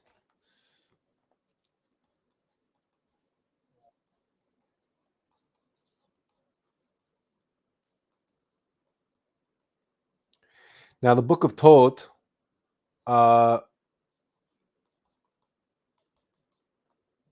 was never a physical book. We're not talking about the emerald tablets here. We're not talking about any physical parchment or physical book of any kind. The Book of Thoth, that legendary mythical Book of Thoth that Hermes Trismegistus gave to humanity, was the capacity to do as I'm describing today. The living, breathing Word of God is all around us and within us, if we develop the eyes to see and the ears to hear it. And 50% of what God is saying to us, speaking to us at any given moment in time, is without.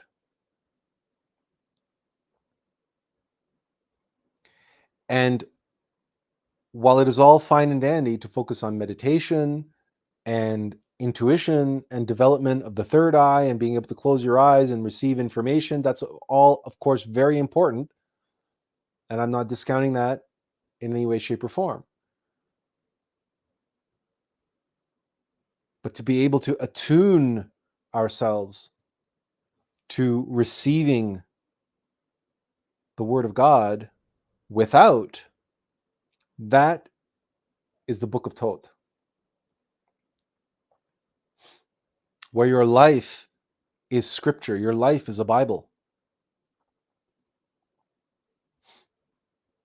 And it is a Bible that's written for you by your Divine Mother. And all the guidance, and it's like a GPS for your life. But it's presented in real time in your actual life, in the choices you have to make, and the path that's laid out before you.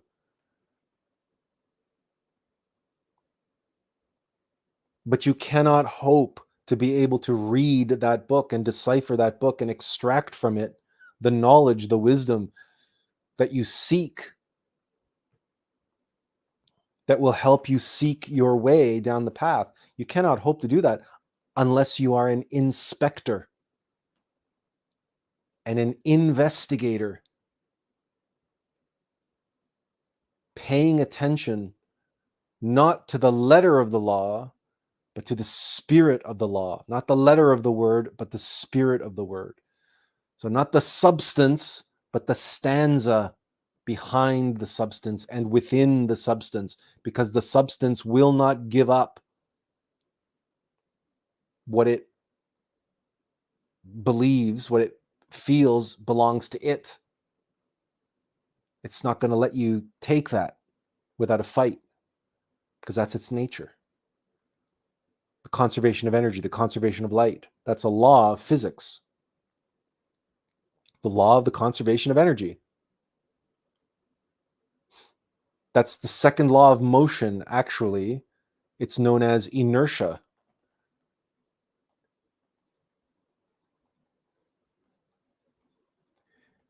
Which basically means that objects in motion tend to stay at motion and objects at rest tend to stay at rest Another way of saying that is things like to keep on doing what they're already doing, even if they're not doing anything. Why? Because that's what requires the least amount of exertion of energy, the least amount of use of energy. It's inertia. That's its nature. That's the nature of substance, which is very different from the nature of stanza, of stance, to take a stand. Because to take a stand is not passive, it's active. To be is active. To not be, that is where we get the root word of inertia, which is inert. Something that's inert does not interact with or mix with anything else. It doesn't react to anything. It doesn't respond to anything. It's inert. It's unresponsive.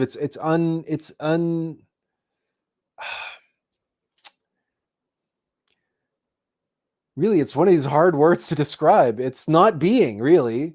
I mean, it is, but it's being not being. It's a strange thing, but that's substance. That's its nature, right? That's the darkness, right? The darkness, you shine light into the darkness, and what does it do? It just sucks up the light. That's it. It doesn't even reflect, right? It doesn't even reflect light. Like, think of a black hole. Well, a black hole can't interact with anything. All it can do is consume everything into this bottomless pit of inertia. This gravitational well, this bottomless pit.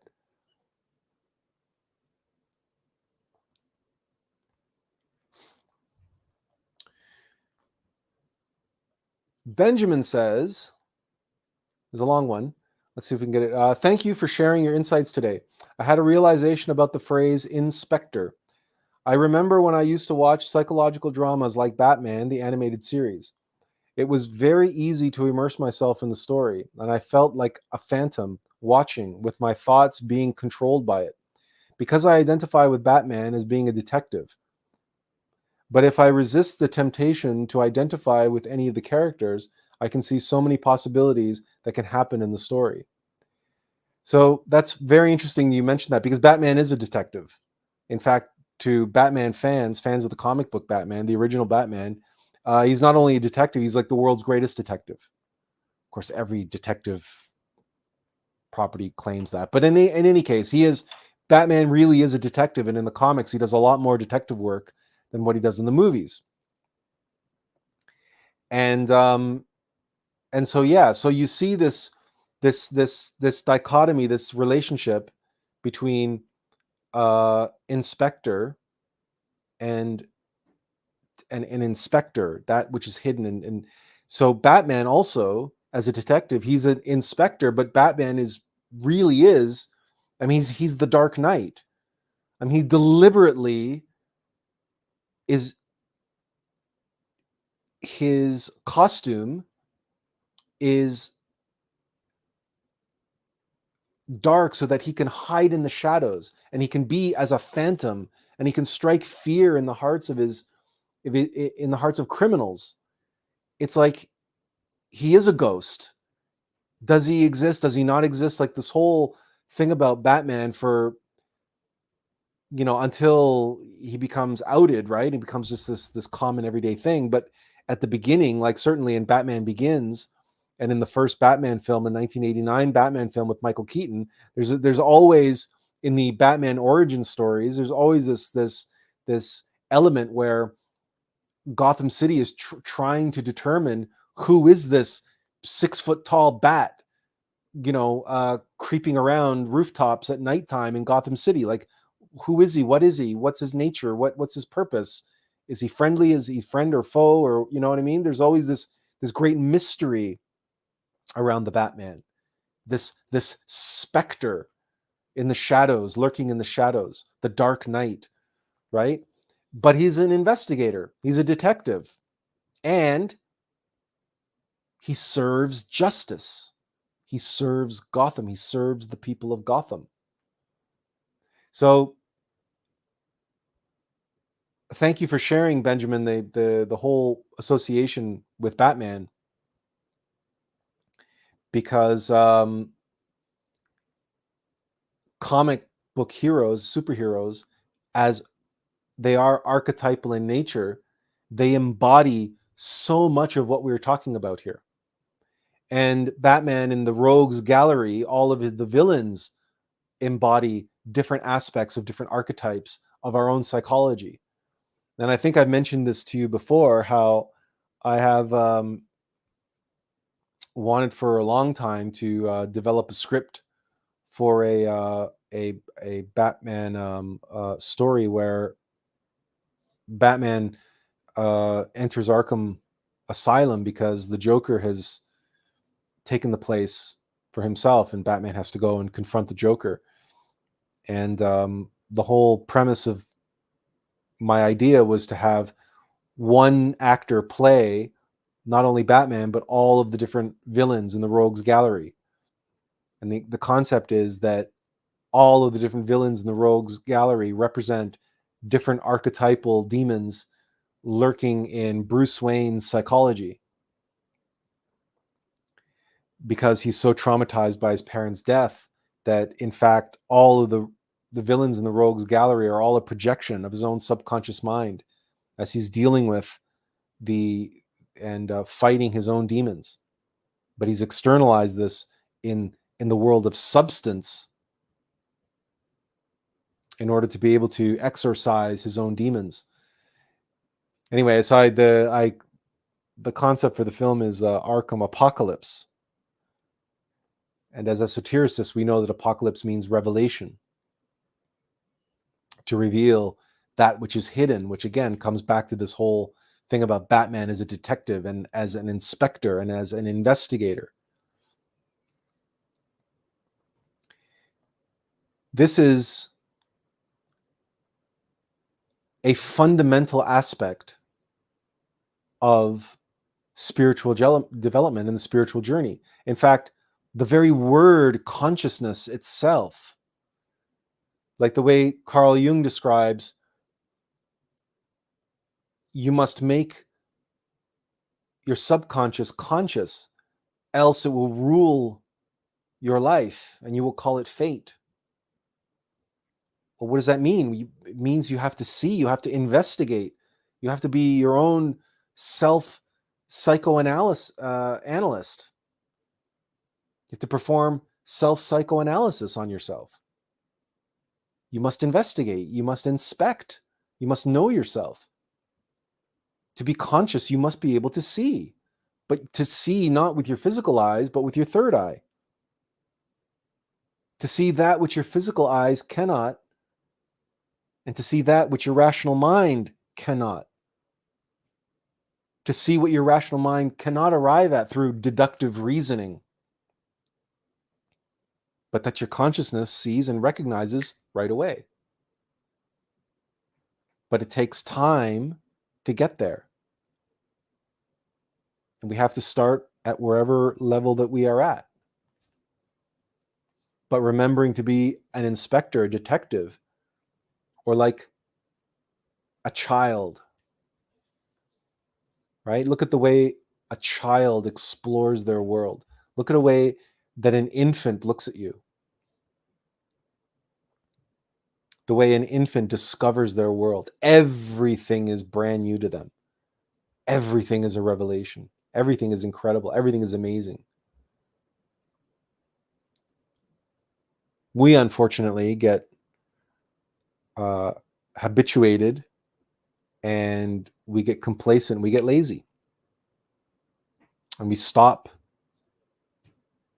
seeing the spirit and the wonder that's all around us all the time. Because we get bogged down in the mundane, trivial, everyday, repetitive physicality of it all. We get lost in the letter of the law, and we get blasé about the substance all around us. And so we stop looking, we stop paying attention, we stop focusing, we stop concentrating. And is it any wonder why for so many people their lives are devoid of meaning, devoid of purpose, and they have to artificially inflate themselves somehow, or they go and they, yeah, sure, they believe in God, but they believe in some externalized deity, and they have to trump up and create a whole bunch of superstitions and dogmatic beliefs, and they have to artificially prop up what is already there naturally and quietly awaiting them and all of us, if only we have the eyes to see and the ears to hear it. And every walk in the woods is an hour spent in church. And every moment of every day can be Bible study and scriptural study. Because every moment of every day, God is speaking to us. And our Divine Mother is leaving scripture for us all over the place. We just need to pay attention and take note of it.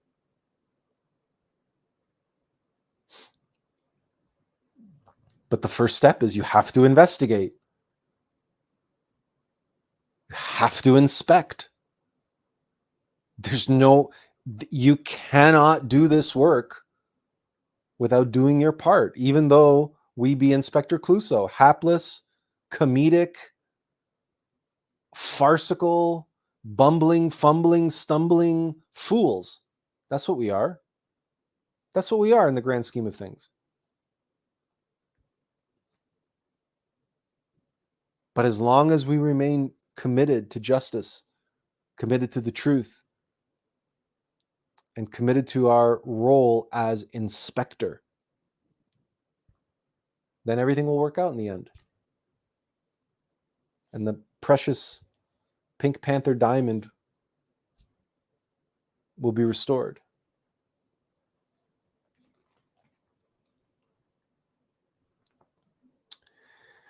Joanne says, first of all, hello, Joanne.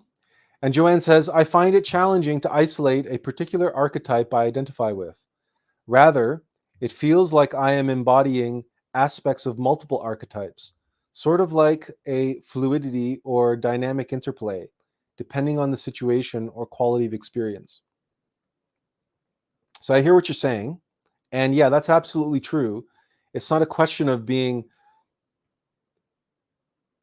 it's not a question of wanting to identify with Batman or identify with Inspector Clouseau or Sherlock Holmes or anybody from that CSI show. That's not the point.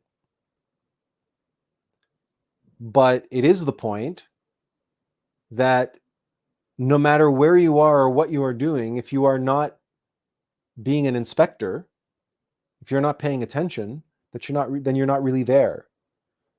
You can't have an authentic experience as any archetype whatsoever if you are not present and aware, if you are not investigating the spirit of where you are, then you don't know the truth of where you are. So mindfulness or self-observation, self-remembering, self-awareness, whatever you want to call it, it is what it is. And it's not the only thing that we are, but it is an essential aspect of the spiritual path. And it represents 50% of our spiritual journey, because at least 50% of what we are here to be shown and to teach, we must extract, and we must appreciate the investment that has been made on our behalf. So if you want to identify with Indiana Jones as a archaeologist who digs up treasure, or if you want to identify as a hero that descends down into the dungeon, or a heroine who goes and descends down into the dungeon to fight the dragon and recover the treasure, doesn't matter. All these archetypes are basically they're it's not the letter of the archetype that's important. It's the spirit of the archetype that's important. So perhaps that will help you to better blend in. And it's not necessary to identify with any of this. What's necessary is to be the spirit behind the archetype. So, and then when you discover that and experience that, then you will know there is no conflict, there is no box that you are putting yourself in, because you're not identifying yourself with any archetype here. You're embodying an essential aspect of consciousness itself, and an essential aspect, one half of the tantric experience itself. And that's one half of the law of three. That's one half of the Tao, right? It's the feminine half, it's the receptive half, right?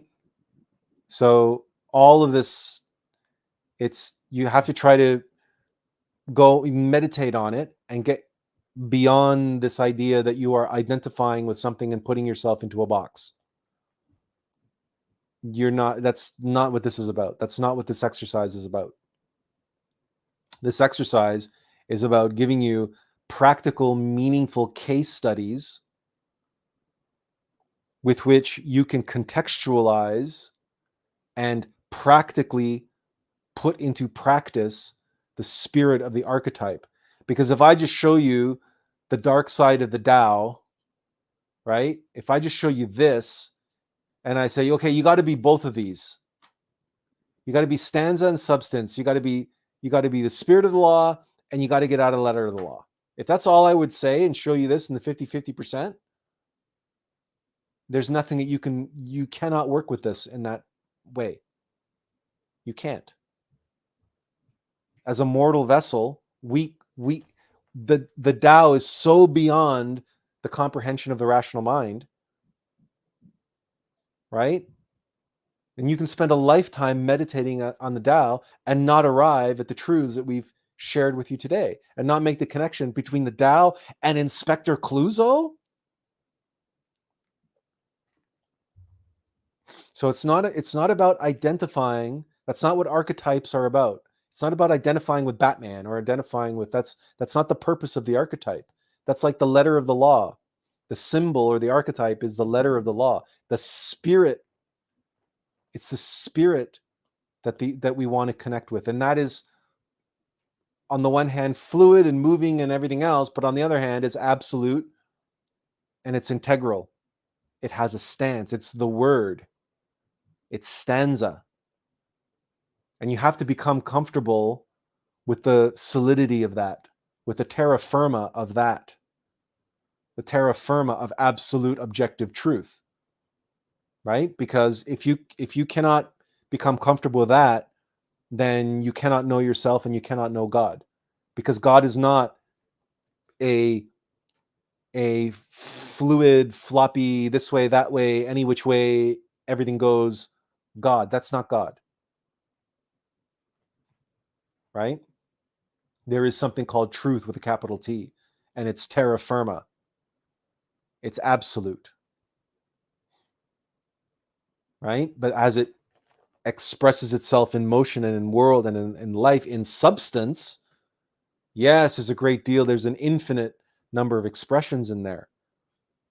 But you keep peeling back the layers of that onion until you get to that nugget of absolute truth. And then exercises like the one we did today become easy, become simple, because now you can find that nugget of absolute truth all over the place and everywhere. But the exercise is to meditate and keep peeling back the layers until you arrive at that terra firma, that absolute truth of spirit. And then you find that pattern, that archetype everywhere expressing itself, like the Aum of life, right? Like the spiral pattern. When we can say with absolute certainty that it is the pattern by which phenomena come to be or not to be, through the upward spiral or the downward spiral. Because that archetype is everywhere and expresses in everything. And you can find it and see it in everywhere and in everything. And there is nothing that you can see in which it doesn't exist. And there's nothing that doesn't exist in which that process didn't bring that thing into non-existence.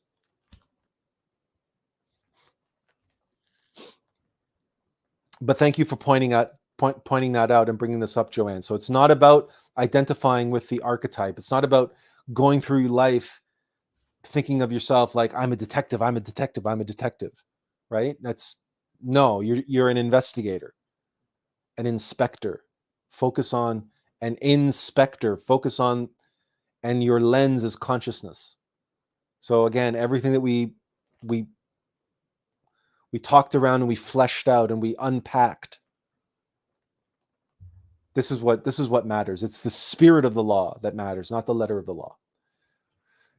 Benjamin says, I'd like to share with you a prayer that the Apostle Paul has written as a prayer in order to get divine revelation. This is just the last part as it is written in the Nag Hammadi texts. And he says, grant what no angel eye has seen and no archon ear has heard, and what has not entered into the human heart, which came to be angelic and modeled after the image of the psychic God when it was formed in the beginning, since I have faith and hope. And place upon me, your beloved, elect, and blessed greatness, the firstborn, the first begotten, and the wonderful mystery of your house. For yours is the power and the glory and the praise and the greatness forever and ever. Amen. Well, thank you for sharing that, Benjamin. That is new to me. I have not heard that before. So thanks for sharing that. Yeah, so there's the first part again, and the second part, in case anybody wants to rewind and capture that. Do you have a book or a source, or like when you say it's from the Nag Hammadi scrolls, is there some kind of designation, like what book it's from, or if someone wants to go and track that down for themselves? Anyway, if you have it, that would be great. If not, don't worry about it.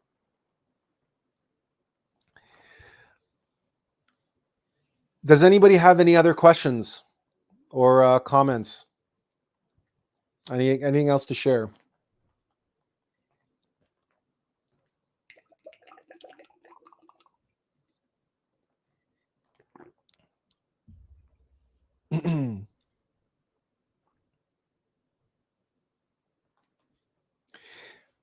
The last thing I'll say is, okay, so Benjamin has a response here. He says, I know it's from the Nag Hammadi library, but here's a link to a website. Okay, and the link is in the chat, and there it's on screen as well. It says gnosis.org, nagham/prayerp.html. Okay, so thanks for sharing that.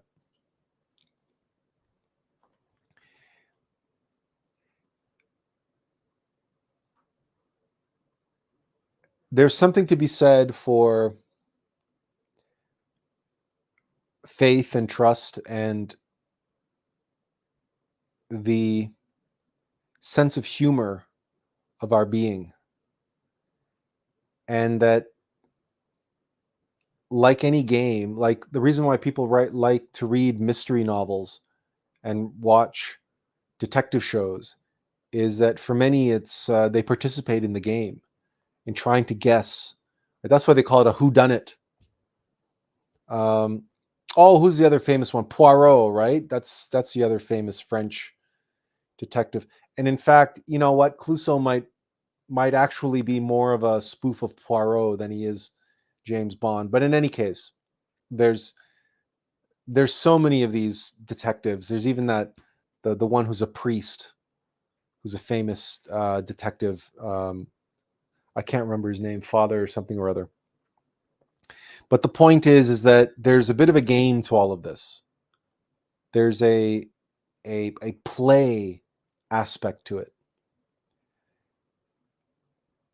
So yesterday when I was preparing for today and at a loss for what to do, and then Inspector Clouseau shows up, I'm like, okay,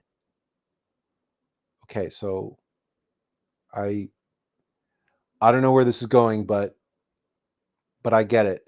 We have to balance our life and recognize the play aspect of it, and that discovery should be enjoyable, and the thrill of discovery and the thrill of exploration, the thrill of detective work, that there is a game aspect to it, and that we can apply some of that mindset or attitude to our own self-discovery. It is very tempting to take everything so seriously, but the truth is that ultimately our nature is very lighthearted, and the seriousness can bring with it a heaviness at our level that we later discover was unwarranted. It might have been necessity given where we were and given our level, but in the end, we discover that the more we get to know ourselves and the more we get to unearth our true self, we discover really how lighthearted our true nature is. And that lightheartedness really does translate into an ability to play and an ability to laugh and all these other aspects of our mortal existence that we can identify with and we can recognize as lightheartedness, playfulness and joviality and kindness and um, mirth and merriment. I mean, lightheartedness. Lightheartedness, unfortunately, I think it gets a bad rap down here. We tend to brush it off or brush it aside as something secondary. It's a we brush it aside as being, what's the word? Superfluous. It's like a nice bonus, but it's not, it's we got to get, what do you get down to brass tacks here? We have to be serious now. Right? We got to roll up our sleeves and be serious. And yes, there's an aspect of that, but there's also, but lightheartedness, that's our true nature. That's really is our true nature. And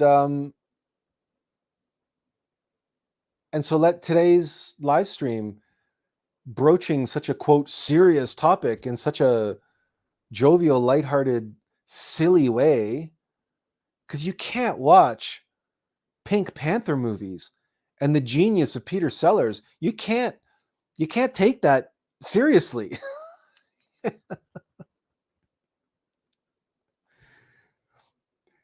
And yet, absolutely, I've shown you guys, absolutely,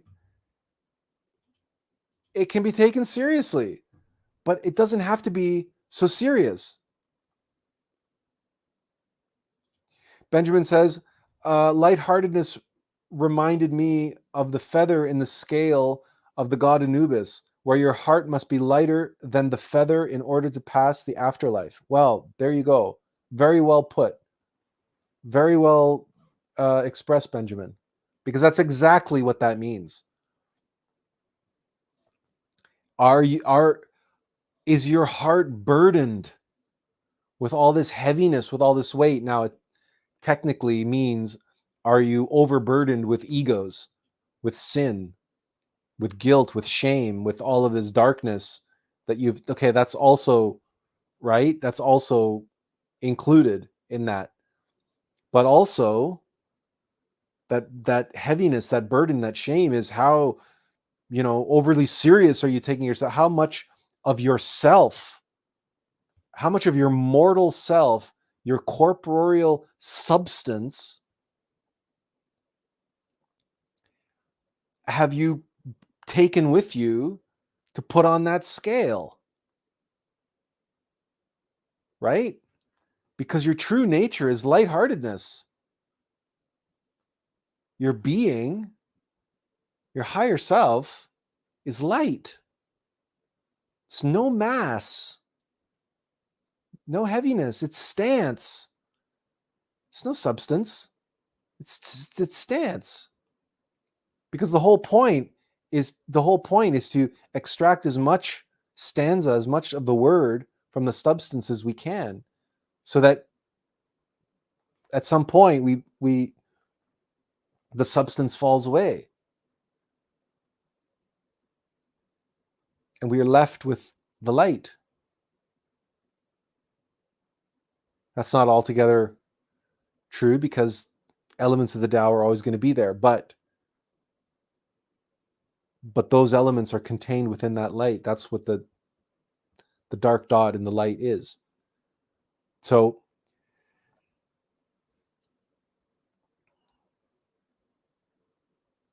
it might be that we had a very small turnout today, maybe for various different reasons, maybe because people were turned off by the Inspector Clouseau aspect of it. It's just sounds silly. Like, what do you do when you don't have a clue? It sounds trite. It sounds silly. Well, that's fine. That's fair.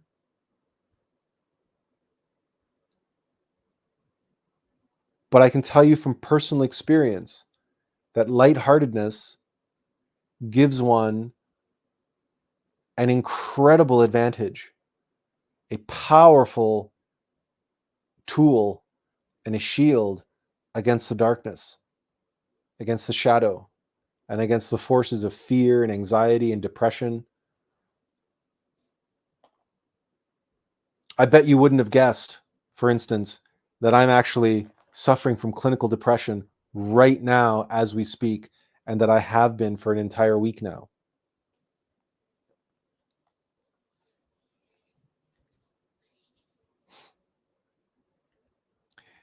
I haven't been able to do any work. I haven't been able to do any exercise. I've only been able to go out for my walks. I've been in a terrible dark place all week. And I still am. That's one of the reasons why I was without yesterday. Because I've been without. I've been going without all week. I've had no choice. Because somebody else has been running the show or been trying to run the show. But lightheartedness has this amazing power, this amazing ability to open up a portal and open up a window of light. And the darkness can't penetrate that light. And for this time, again, you probably would never have imagined that I was clinically depressed for the entire duration of this live stream. But that's the power of lightheartedness. That's the power of approaching and being in a state and allowing and putting our faith and trust in our higher self, our innermost comedian, our innermost writer of the comedy of errors, and knowing that everything will work out.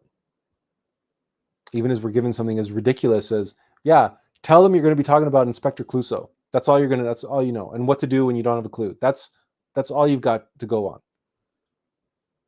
And relax. Don't worry. You'll fill 2.5 hours with that. Like, what? How am I going to fill 2.5 hours with that? Well, it's 4:30.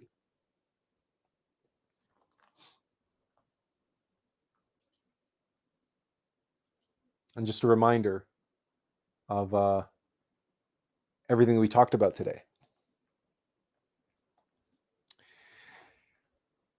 So, any more questions or comments before we sign off for another week? I want to thank you all for taking the time to, out of your Sunday, to spend some time and get to know what it is we do when we don't have a clue. And I hope you have a wonderful week ahead. I hope that I come out of this slump that I've been in this week, and hopefully I get back to work, and hopefully be able to deliver on some of the promises that I've made, and some of the there's so much to do. It's one of the disheartening things when you're stuck in depression. You just have no energy to be productive, and it's like, and it doesn't matter. You're sitting down to try to do God's work, and you're coming up without, right? So all you can do is go without and do what you can. But in the end, I remember, in the end, everything will work out, because everything is, and being stuck on the pendulum, we have our good days and our bad weeks, good days and bad days. We have our good weeks and bad weeks, and that everything will work out the way it needs to. So I have my faith in that. I put my trust in that. So I know that depression especially, and anxiety and depression especially, gets 10 times worse if you fall into the downward spiral and you keep piling on, and you let worry and everything else get to you, and then you get guilt and shame because you should be working but you can't work. You should be productive but you're not being productive, and all this stuff, and it just makes everything worse, and it just makes it a downward spiral. So the lightheartedness and the play has been part of my strategy all week, dealing with it. So it works. It does work. While you're in it, you got to be in it. But it's like, if you got to descend into hell, go into hell, but go with a smile on your face and lightheartedness, and go to hell and go and play. Go and play. The demons won't know it hit them. They really won't. Benjamin says, thank you, sir, for continuing to share your knowledge despite everything you've been through. I hope and pray that you will find joy within. I've already got the joy within. I just hope and pray that my energy will return, and that I'll get back up to speed so I can get back to work. But thank you, Benjamin, and thanks for your contributions. And he says, please enjoy the morning sun, as it really helps in alleviating one's mood. I do every morning. Thank you, Benjamin. Thanks for that.